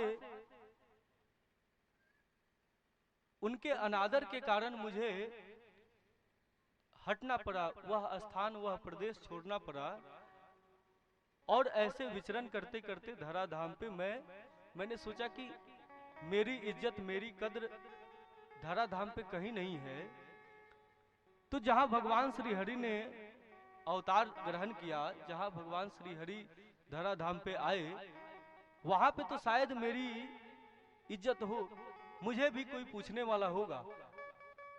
और देवर्षि ऐसा ही हुआ। जैसे ही मैं भगवान के श्री धाम इस वृंदावन में जमुना के पुलिन पे आई, तो मैं अचेत अवस्था में थी, लेकिन यहाँ आते ही मैं पुनः नवयौवना हो गई। लेकिन साथ साथ दुर्भाग्य से मैं तो नवयौवना हो गई, लेकिन मेरे जो पुत्र थे ये दोनों ही वृद्ध हो गए, दोनों ही अचेत हो गए, मृत्यु शैया पे पड़े हुए हैं। नारद जी संकेत समझ गए कि यहां कथा के माध्यम से भगवान व्यास जी ने इसको संबोधित किया है। तत्व मर्म इसका क्या है? इस मर्म को नारद जी महाराज तुरंत समझ लिया। नारद जी महाराज ने कि ज्ञान और वैराग्य भक्ति माता के पुत्र हैं। भक्ति के पुत्र कौन है? आप लोग बताइए, भक्ति के पुत्र कौन कौन है? ज्ञान और वैराग्य। जिस फूल में कोई आपने वृक्ष लगाया,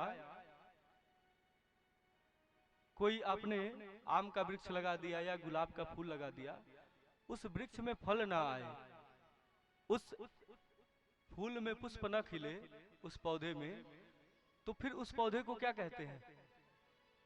उस पौधे को बंझा पौधा कह देते हैं। कोई धराधाम पे अवतरित हो, कोई बालिका और मां ना हो, क्योंकि मां तभी बनेगी ना कि जब उसके गोद में कोई बालक आएगा। जन्म केवल बालक का नहीं होता है, मां का भी होता है। एक साथ दोनों जन्म होते हैं और एक साथ दोनों मर भी जाते हैं। माँ और बेटे का दोनों का जन्म एक साथ होता है। एक के जन्म पे दोनों का जन्म होता है और एक के मृत्यु पे दोनों की मृत्यु हो जाती है। एक पुत्र आ जाए हमारे गोद में तो पुत्र आते ही वह कन्या माँ हो गई। कल तक उसको कोई माँ नहीं कह सकता था, अब वह माँ कहला सकती है। आज वह माँ है। किसकी माँ है? उस पुत्र की माँ है। लेकिन पुत्र यदि नष्ट हो जाए तो फिर वह माँ नहीं रह गई, क्योंकि न पुत्र रहा तो फिर माँ कैसी है? तो इस प्रकार भक्ति देवी के पुत्र है कौन कौन? ज्ञान और वैराग्य। जिस वृक्ष में फल न आए, वह वृक्ष जिस प्रकार बंधा है, व्यर्थ है उसका जीवन। उस फूल का आप उस फूल को क्या करेंगे? उखाड़ के फेंक देंगे। इसमें फूल ही नहीं आ रहा है तो फिर उसको गुलाब को रखने का क्या फायदा है? आप खुद बताइए। उसी प्रकार से शास्त्र कहते हैं कि जो भक्ति करे भगवान का, इसमें रहस्य छुपा हुआ है। शास्त्र कह रहे हैं कि जिसके जीवन में भगवान की भक्ति बहुत दिखाई दे रही हो, लेकिन वह भक्ति पुत्रवती न हो, वह भक्ति फलवती न हो, तो उसके जीवन में जो भक्ति दिखाई दे रहा है वह सब ढोंग है, पाखंड है, वो व्यर्थ है, उसका कोई अर्थ नहीं है। भक्ति किसका सही है? कौन भक्ति करता है? किसकी भक्ति सफल है? तो कहते हैं भक्ति उसकी सफल है जिसके अंदर भक्ति करने के माध्यम से ज्ञान प्रकट हो गया हो। आपने भगवान की भक्ति किया और आपको भगवान का ज्ञान न हुआ, तो फिर ऐसी भक्ति का क्या मतलब है? भक्ति आपने किया किस लिए? भक्ति का फल है ज्ञान। लाखों तीर्थ आप घूम आइए, आपको भगवत ज्ञान न हो, भगवत बोध न हो, तो फिर वास्तव में आपका मन भगवान में नहीं लगा था। आप केवल घूमने गए थे, आप टूर करने गए थे, आपने तीर्थ नहीं किया। और भक्ति कोई करे उसके जीवन में वैराग्य न आए, भगवान का भक्त भी कहलाते हैं। और जगत में इतनी संशक्ति भी है, इतनी आसक्ति भी है यदि, तो फिर आप कैसे भक्त हैं? भक्त वही है जिसके जीवन में भगवान से राग हो जाए, और जब भगवान से राग हो जाए तो भगवान से राग का आधार है कि जगत से वैराग्य हो जाए।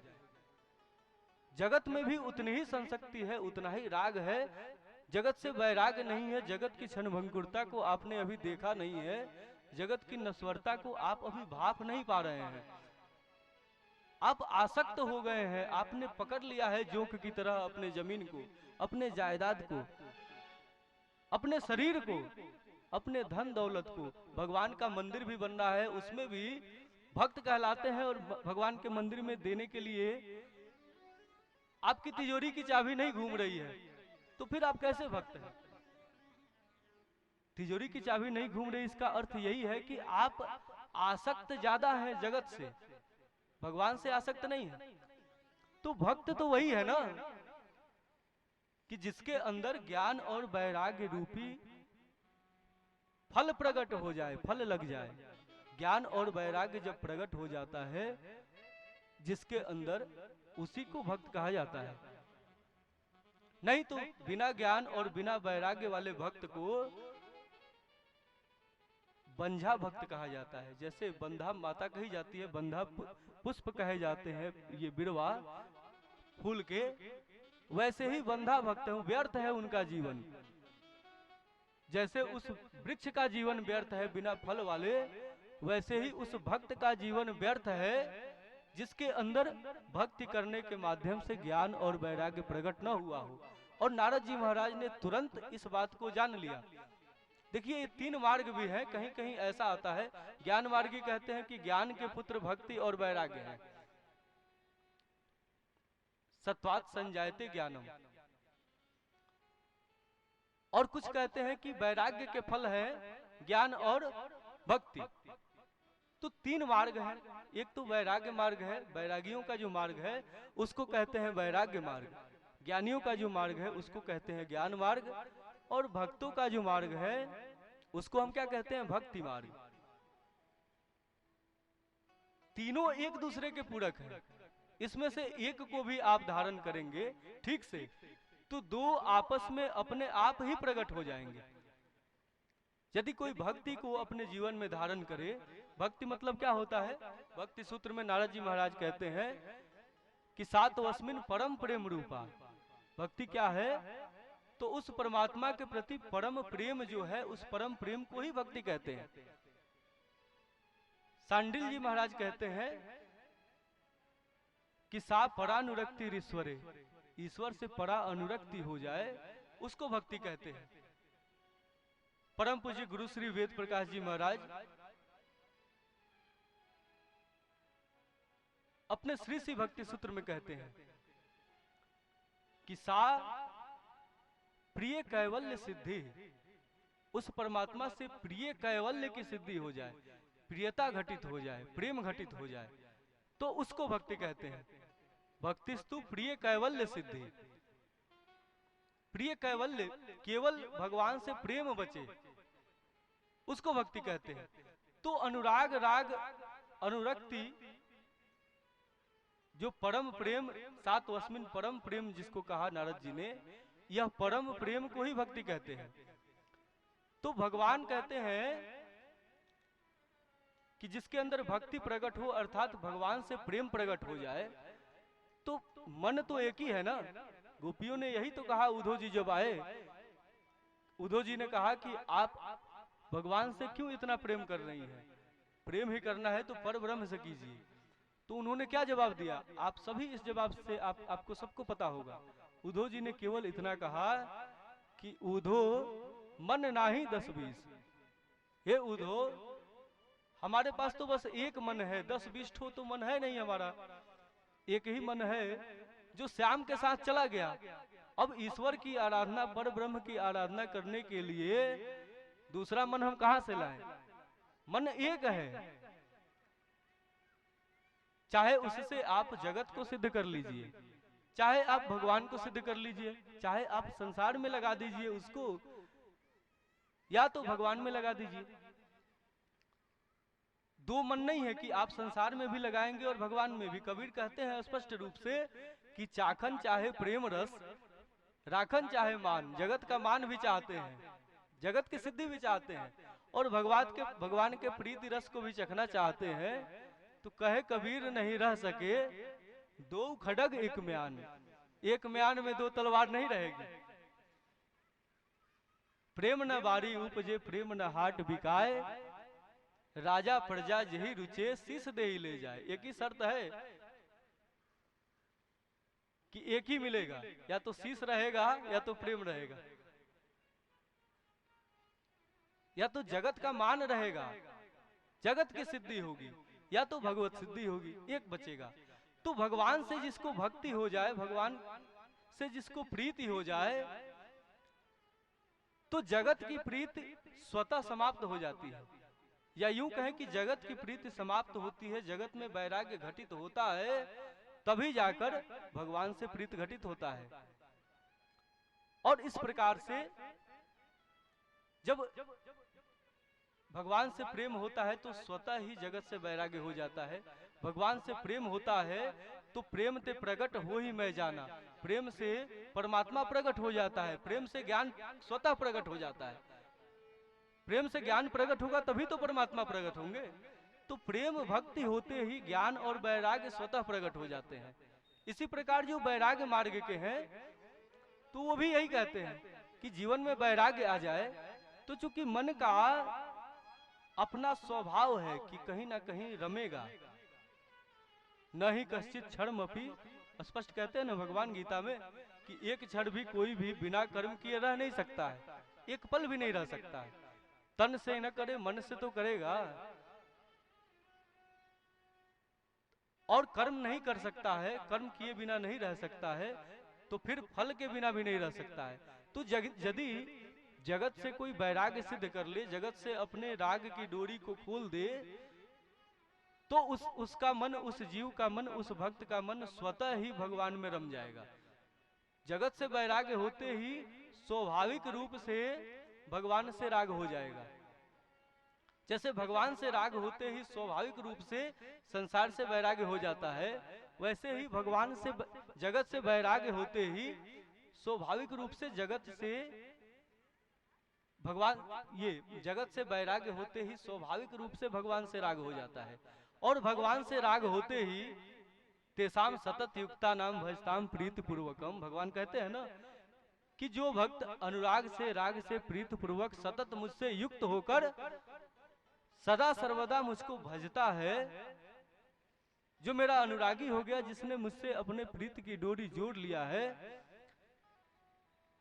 तो ऐसे भक्त को मैं क्या करता हूं, ददामि बुद्धि योगम तम, ज्ञान मैं उसे स्वयं दे देता हूं, ये न माम उपयांति थे। तो जगत से वैराग्य होते ही स्वाभाविक रूप से भगवान से राग हो जाता है, और भगवान से राग होते ही भगवान कहते हैं ददामि बुद्धि योगम तम तेसाम सतत युक्ता नाम भजताम प्रीति पूर्वकम। जैसे ही प्रेम से राग पूर्वक मुझको मेरा भक्त भजता है, तो मैं उसको ददामि बुद्धि योगम तम, बुद्धि योग दे देता हूँ, ज्ञान तो उसको मुफ्त में दे देता हूँ, और ज्ञान जब दे देता हूँ तो मुझको जान लेता है। तो इस प्रकार वैराग्य की सिद्धि भी हो जाए तो भक्ति और ज्ञान की सिद्धि स्वतः हो जाती है। और ऐसे ही जब ज्ञान की सिद्धि हो जाए तो ज्ञान जीवन में हो जाए, ज्ञान मार्गी कहते हैं कि नहीं, ज्ञान हो जाए यदि, तो ज्ञान होते ही क्या हो जाएगा, आप जान जाएंगे कि जगत नश्वर है, जगत क्षणभंगुर है। जगत की क्षणभंगुरता दिखना ही तो ज्ञान है। तो ज्ञान होते ही जगत की नश्वरता दिख जाती है, और जगत की नश्वरता दिख जाना मतलब वैराग्य। तो ज्ञान होते ही वैराग्य हो जाता है, और वैराग्य के होते ही जगत से राग की डोरी गांठ खुलते ही वो स्वतः भगवान से राग हो जाता है। तो ज्ञान हुआ, केवल ज्ञान को हम सिद्ध कर ले तो वैराग्य और राग दोनों अपने आप घटित हो जाएंगे। तो इस प्रकार से तीनों एक दूसरे के पूरक हैं। तो साक्षात भक्ति देवी चूंकि प्रकट है वहां पे, तो नारद जी इस रहस्य को जानते हैं। चूंकि भक्ति मार्ग की कथा श्रीमद् भागवत महापुराण में चल रही है, तो यहाँ पे साक्षात भक्ति माता प्रकट है, और नारद जी भगवान जान जाते हैं, भगवान नारद ये देख लेते हैं कि ज्ञान और वैराग्य की उपेक्षा होने के कारण ही ये अचेत हो गए हैं। और फिर वे आश्वासन देते हैं भक्ति माता को, हे माता मैं आपके शोक को दूर अवश्य करूंगा। और इसके लिए आश्वासन देकर स्तुति करते हैं भक्ति माता का। भक्ति माता को कहते हैं कि सत्य आदि त्रियुगे बोध वैराग्य मुक्ति साधको कलौ तू केवला भक्ति ब्रह्म सायुज्य कारिणी। हे माते, सत्य आदि जो तीनों युग हैं उनमें तो बोध और वैराग्य, ज्ञान और वैराग्य जो है जीवों के कल्याण के साधन हुआ करते हैं, लेकिन कलिकाल में कलौ तू केवला भक्ति। हे माते, कलिकाल में केवल आप ही के आश्रय से जीवों का कल्याण होगा। इसलिए मैं आपको वचन देता हूं कि पुनः आपके इन दोनों पुत्रों को, ज्ञान और वैराग्य दोनों पुत्रों को मैं पुनः वह सम्मान प्राप्त कराऊंगा कलिकाल में। और ऐसा आश्वासन देकर नारद जी महाराज क्या करते हैं, वेदों के श्लोकों को सुनाते हैं उन ज्ञान और वैराग्य के कानों में। वेदों के श्लोकों को सुनाने के बाद तमाम सिद्धांत सुनाते हैं, उपनिषदों को और ब्रह्मसूत्र को, ऐसे जितने भी सनातन वांग्मय है, यहाँ तक कि साक्षात श्रीमद् भागवत को भी जो उन्होंने ब्रह्मा जी से सुना था, उस श्रीमद् भागवत महापुराण को भी कान में सुना देते हैं भक्त ज्ञान और वैराग्य के। लेकिन ज्ञान और वैराग्य हिलते भी नहीं है। इस प्रकार से जब संतुष्ट नहीं होते हैं, कुछ भी प्रभाव नहीं पड़ता है ज्ञान और वैराग्य के ऊपर, कुछ नहीं होता है, तो फिर क्या करते हैं, फिर उदास हो जाते हैं। सारे उपायों को करके जब हार जाते हैं, उदास हो जाते हैं, तब जाकर आकाशवाणी होती है और आकाशवाणी में आता है कि आप प्रयत्न कीजिए। और दूसरा शब्द आकाशवाणी से आता है कि संत जो है आपके शोक को दूर करेंगे, आप प्रयत्न करते रहिए और संत ही आपके दुखों का नाश करेंगे।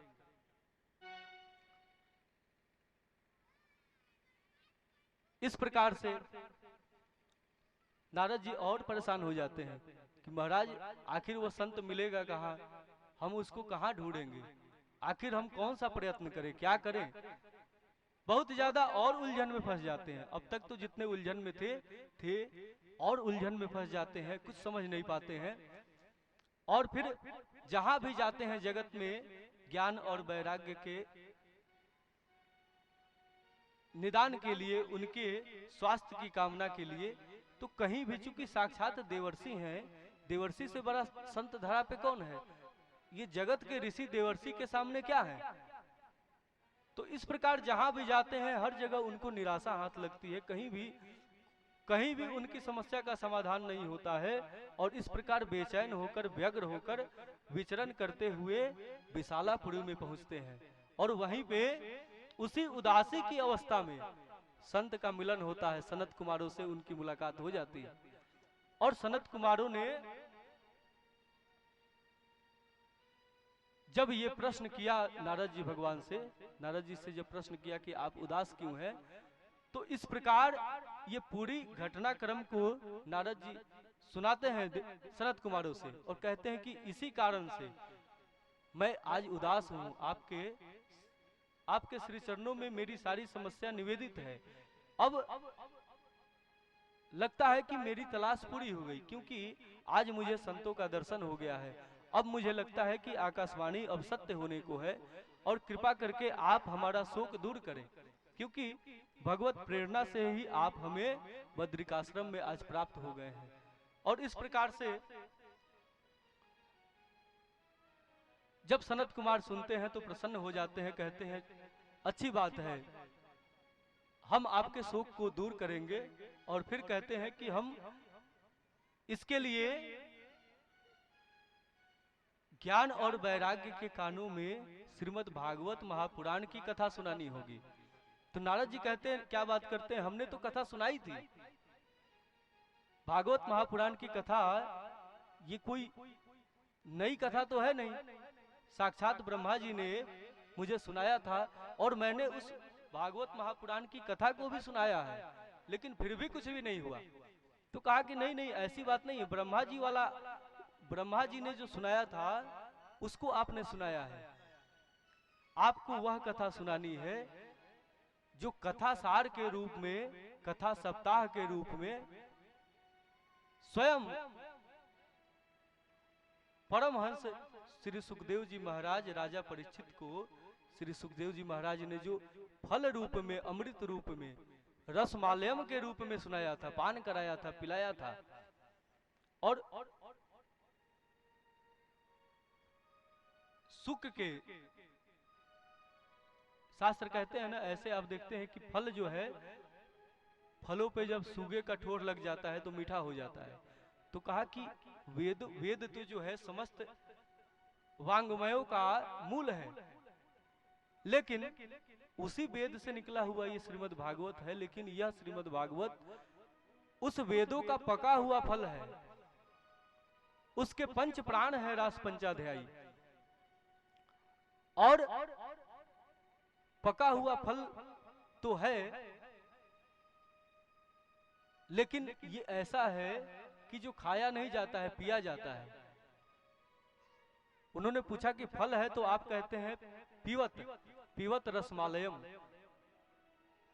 कि फल है तो खाया जाएगा, तो आपने ये क्यों कहा कि इसको पिलाना पड़ेगा, फल तो खाया जाता है ना। तो उन्होंने कहा कि नहीं, फल तो खाया जाता है सही है, लेकिन ये जो फल है ऐसा है कि ना इसमें छिलका है और ना ही इसमें गुठली है, ना रेशा है, ये सब कुछ नहीं है, केवल ये आनंद रूप में है। ऐसा फल है जो अमृत स्वरूपाच, ये अमृत रूप फल है, रसमालयम है, तो इसलिए इसे पिलाना पड़ेगा। ये सुखदेव जी, श्री सुखदेव जी महाराज के मुख से लग के अमृत रूप हो गया है। और फिर उनके आदेश पे सनत कुमार नारद जी के साथ, नारद जी कहते हैं कि जब ऐसी बात है तो आप ही पुनः उस कथा को हम लोगों को सुना दीजिए। और उनके निवेदन पे सारे ऋषि मुनि जुटते हैं और सनत कुमार कहते हैं कि हम आपको ये सप्ताह विधि, सप्ताह भागवत की कथा जरूर सुनाएंगे, लेकिन ये बद्रिकाश्रम में नहीं सुनाएंगे, विशालापुरी में नहीं सुनाएंगे, हम इस कथा को वहां सुनाएंगे जहां अधिक से अधिक लोग लाभान्वित हो सके। इस पहाड़ पे कौन आएगा, इस हिमालय पे, हिमालय पर्वत, हिमालय राज की गोद में जगत कहाँ पहुंच पाएगा। आज तो तीर्थों के नाम पे आज तो इतनी सुविधाएं हैं कि लोग पहुंच जाते हैं। उस समय कौन जाता था, जो लोग जाते भी थे तो गुफाओं में रहते थे, जाते भी थे तो ये सोच के जाते थे कि जीवन के अंत काल में चलेंगे, वहीं रह जाएंगे। तो इसलिए वे ऊपर से उतरते हैं और हरिद्वार में सभी ऋषि मुनि एकत्रित होते हैं। नीचे से जगत के जगत से संसक्त जीव भी ऊपर जाते हैं और ऊपर से ऋषि मुनि भी उतरते हैं और देवगण भी आते हैं। समस्त धरा के सारे हंस वहां जुटते हैं और फिर वहां पे श्रीमद् भागवत महापुराण की कथा स्वयं सनकादिकों के द्वारा श्री नारद जी, देवर्षि नारद जी महाराज को सुनाई जाती है। और कथा जब पूर्ण होती है तो कथा के बीच से ही, जैसे ही कथा 7वें दिन पूर्ण होती है, तो उस कथा के बीच से ही भक्ति देवी प्रकट हो जाती हैं अपने पुत्रों के साथ में, ज्ञान और वैराग्य प्रकट हो जाते हैं और झूम के नाचते हुए, गाते हुए संकीर्तन करने लगते हैं। आइए हम भी भक्ति माता के पुनरुत्थान पे, भक्ति माता के शोक दूर होने पे, ज्ञान और वैराग्य के प्रबल होने पे, स्वस्थ होने पे, ज्ञान और वैराग्य के संताप दूर होने पे हम भी वही संकीर्तन करें जो संकीर्तन उस समय समस्त देवगणों ने किया।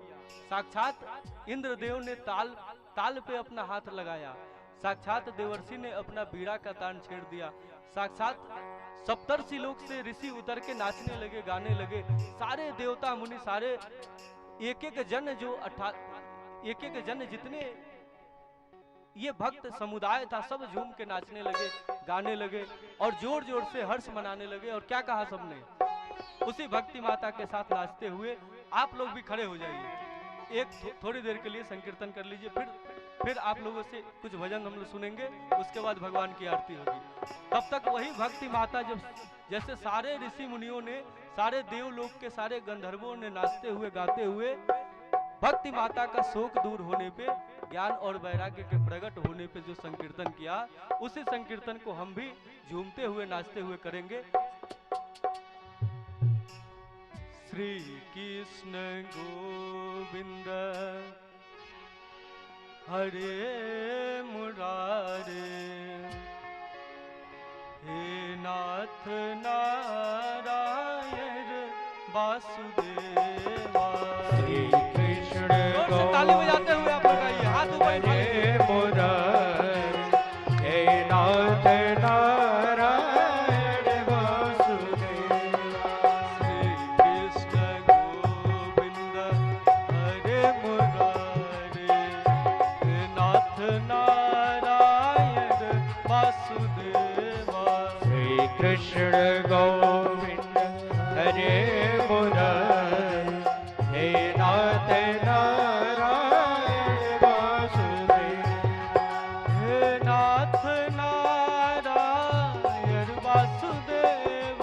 हे नाथ नारायण वासुदेवा, हे नाथ नारायण वासुदेवा, हे नाथ नारायण वासुदेवा, हे नाथ नारायण वासुदेवा, हे नाथ नारायण वासुदेवा।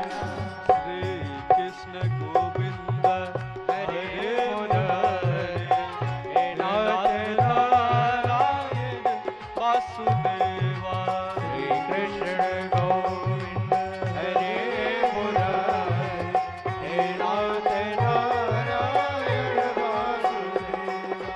गोविंद बोलो हरि गोपाल बोलो, गोविंद बोलो हरि गोपाल बोलो, गोविंद बोलो बोलो गोपाल बोलो, गोविंद बोलो बोलो गोपाल बोलो, राधा रमण हरि गोपाल बोलो, राधा रमण हरि गोपाल बोलो, राधा रमण हरि गोपाल बोलो, राधा रमण हरि गोपाल बोलो।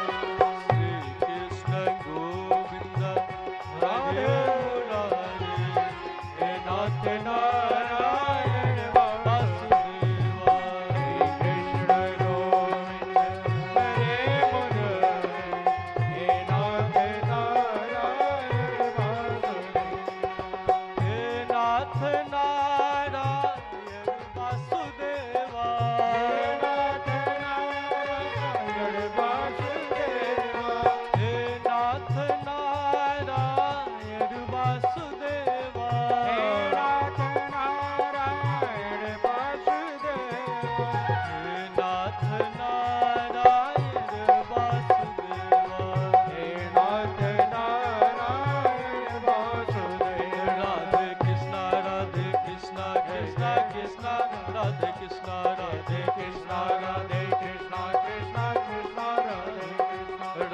कृष्णा, राधे कृष्णा कृष्णा कृष्णा राधे कृष्णा, राधे कृष्णा राधे कृष्णा कृष्णा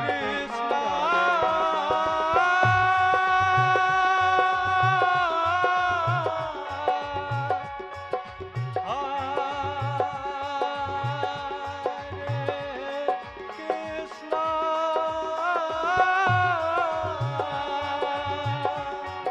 हरे हरे कृष्णा राधे कृष्णा राधे कृष्णा राधे कृष्णा कृष्णा कृष्णा बजाते हुए कृष्णा राधे कृष्णा कृष्णा कृष्णा राधे कृष्णा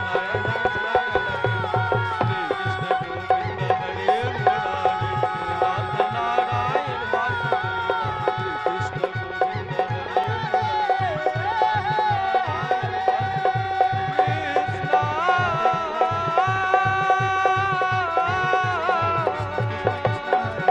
राधे कृष्णा राधे राधे हरे राधे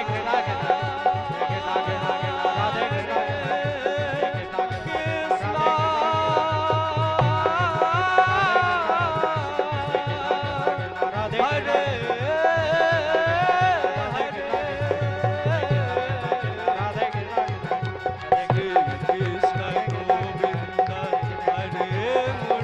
मुरारी, हे नाथ नारायण वासुदेवा, कृष्ण गोविंद हरे मुरारी, हे नाथ नारायण वासुदेवा, श्री कृष्ण गोविंद हरे मुरारी, हे नाथ नारायण वासुदेवा, श्री कृष्ण गोविंद हरे मुरारी, हे नाथ नारायण वासुदेवा। से बोलिए वृंदावन बिहारी लाल की जय हो। श्री राधा जी महारानी की जय हो। आप लोग बैठ जाइए। तो इस प्रकार भक्ति माता के शोक दूर हो गए। और जब ज्ञान और वैराग्य पुनः अपने स्थिति को प्राप्त कर लिया ज्ञान और वैराग्य ने, तो फिर पुनः प्रश्न उठा नारद जी के मन में कि महाराज ज्ञान और वैराग्य तो ठीक हो गए, भक्ति माता के तो शोक दूर हो गए। इस श्रीमद् भागवत महापुराण की कथा सुनकर, लेकिन हमें आप ये बताएं कि क्या ये जो कथा है भगवान की अमृतमयी जो कथा है श्रीमद् भागवत महापुराण की कथा, क्या ये भक्ति और ज्ञान वैराग्य के भक्ति माता के शोक दूर करने के लिए ही है, ज्ञान और वैराग्य के पुनः स्थापना करने के लिए ही है, कि इसके और भी कोई गुण है? क्या इसे कलिकाल के संतप्त जीव भी इससे लाभान्वित हो सकते हैं? जो भक्त हैं उनका कल्याण हो जाए, ये कोई बड़ी बात नहीं है। साक्षात ज्ञान का कल्याण हो जाए, वैराग्य का कल्याण हो जाए, भक्ति माता के शोक दूर हो जाए, ये कोई बहुत बड़ी बात नहीं है। क्या इससे पापी भी मुक्त हो सकते हैं? क्या इससे जो अधम जीव है कलिकाल के, उनको भी कोई लाभ होगा कि नहीं होगा? इसके और कौन कौन से इसकी विशेषताएं हैं, आप हमें बताइए। तो इस प्रकार सनत कुमारों ने नारद जी की जिज्ञासा को देखते हुए कहा कि आप केवल ज्ञान और वैराग्य की बात करते हैं, आप केवल पापियों की बात करते हैं, आप केवल ऐसे जीवों की बात कर रहे हैं जिन्होंने पाप किया है, जिन्होंने कुछ कुकृत्य किए हैं। लेकिन श्रीमद् भागवत महापुराण की कथा का महात्म केवल इतना ही नहीं है। पापियों को कौन कहे? जिन्होंने जीवन में कोई पुण्य किया ही ना हो, केवल पाप ही किया हो, ऐसे भी जीव का कल्याण श्रीमद् भागवत महापुराण की कथा सुनने से हो जाती है। और फिर कहते हैं कि जिन्होंने केवल पाप ही किए हो, ऐसी भी बात नहीं है। जो जीवित हैं उनका कल्याण तो हो जाए। आगे कहते हैं कि जो अपने पापों के आधार पे प्रेत योनियों को प्राप्त हो चुके हैं, जो महापातक को प्राप्त हो चुके हैं, ऐसे महाप्रेतों का भी कल्याण हो जाता है, जो इस जिन्होंने इस शरीर का परित्याग कर दिया है। तो इस प्रकार जब नारद जी ने ऐसी बात सुनी तो नारद जी को बड़ा आश्चर्य हुआ। नारद जी ने सोचा कि जब कोई जीवित है, ठीक है, महापापी हो, पापी से भी बड़ा पापी का कल्याण ये कर सकता है श्रीमद् भागवत महापुराण की कथा, लेकिन उसका कल्याण कैसे करेगा जिसने शरीर ही छोड़ दिया हो? महापापी भी है तो उसको भागवत की कथा सुनाई जाए तो उसका कल्याण हो जाएगा, लेकिन सुनना तो पड़ेगा उसे ना, तभी तो कल्याण होगा। लेकिन आपने कहा है अभी कि उसका भी कल्याण हो जाता है जो प्रेत योनि को प्राप्त हो गए हैं, जिन्होंने अपना शरीर छोड़ दिया है, जो शरीर में नहीं है अब। तो ये कैसे संभव है? ये हम नहीं मान सकते। इसका रहस्य क्या है? आप या तो हमको बताइए, हम नहीं समझ पा रहे हैं। तो इस पे सनत कुमार प्रसन्न हो जाते हैं, मुस्कुराने लगते हैं, चेहरे पे मुस्कान की आभा आती है और कहते हैं कि ऐसी कथाएं हैं, ऐसा इतिहास है इस कथा का। और फिर आगे वे गोकर्ण जी का, आत्मदेव जी की कथा, धुंधकारी की कथा, धुंधली की कथा सुनाते हैं। और जो धुंधकारी प्रेत योनि को, महाप्रेत योनि को प्राप्त हो गया था, श्रीमद् भागवत महापुराण के सप्ताह पारायण से उसकी मुक्ति कैसे होती है आगे कथा सुनाते हैं। तो ये कथा हम लोग भागवत महात्म की दूसरी कथा कल सुनेंगे। अब भगवान की आरती होगी। श्री भागवत भगवान की है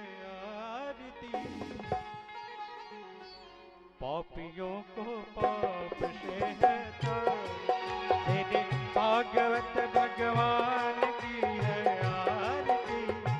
पापियों को पाप से है तर,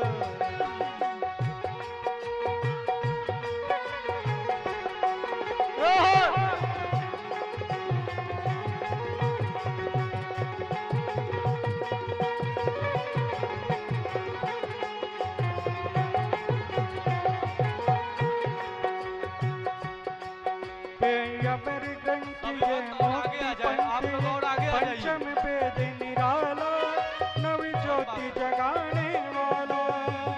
अमर ग्रंथ ये मुक्ति पंथ पंचम वेद निराला, नव ज्योति जगाने वाला, नव ज्योति जगाने वाला। हरि नाम यही हरि धाम यही, हरि नाम यही हरि धाम यही, जग की मंगल की आरती। पापियों को पाप से रहता, तेरे भागवत भगवान की है आरती। पापियों को पाप से हटाते। ओम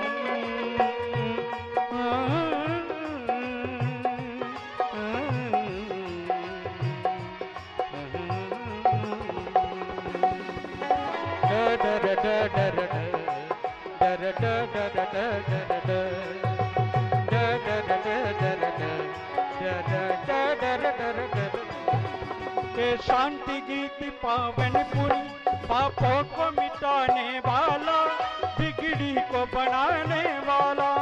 ये शांति गीत पावन पुरी, पापों को मिटाने वाला, बिगड़ी को बनाने वाला, बिगड़ी को बनाने वाला, बिगड़ी को बनाने वाला। हरि नाम यही घनश्याम यही, हरि नाम यही घनश्याम, श्री मधुसूदन की आरती। पापियों को पाप से हटा, श्री भागवत भगवान की है आरती। पापियों को पाप से हटा।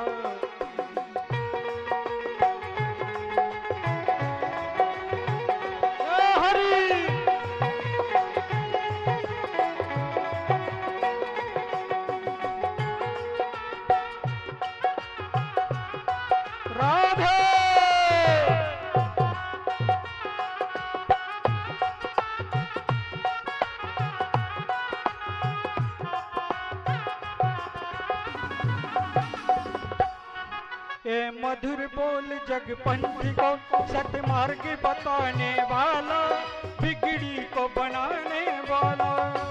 मधुर बोल जग पंथ,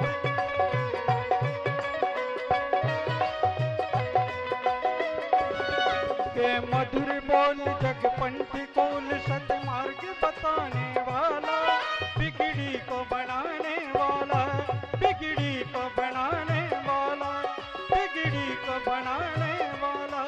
श्री राम यही घनश्याम यही, श्री राम यही घनश्याम, श्री मधुसूदन के आरती। पापियों को पाप से, श्री भागवत भगवान की आरती। पापियों को पाप से, श्री भागवत भगवान की आरती। पापियों को पाप।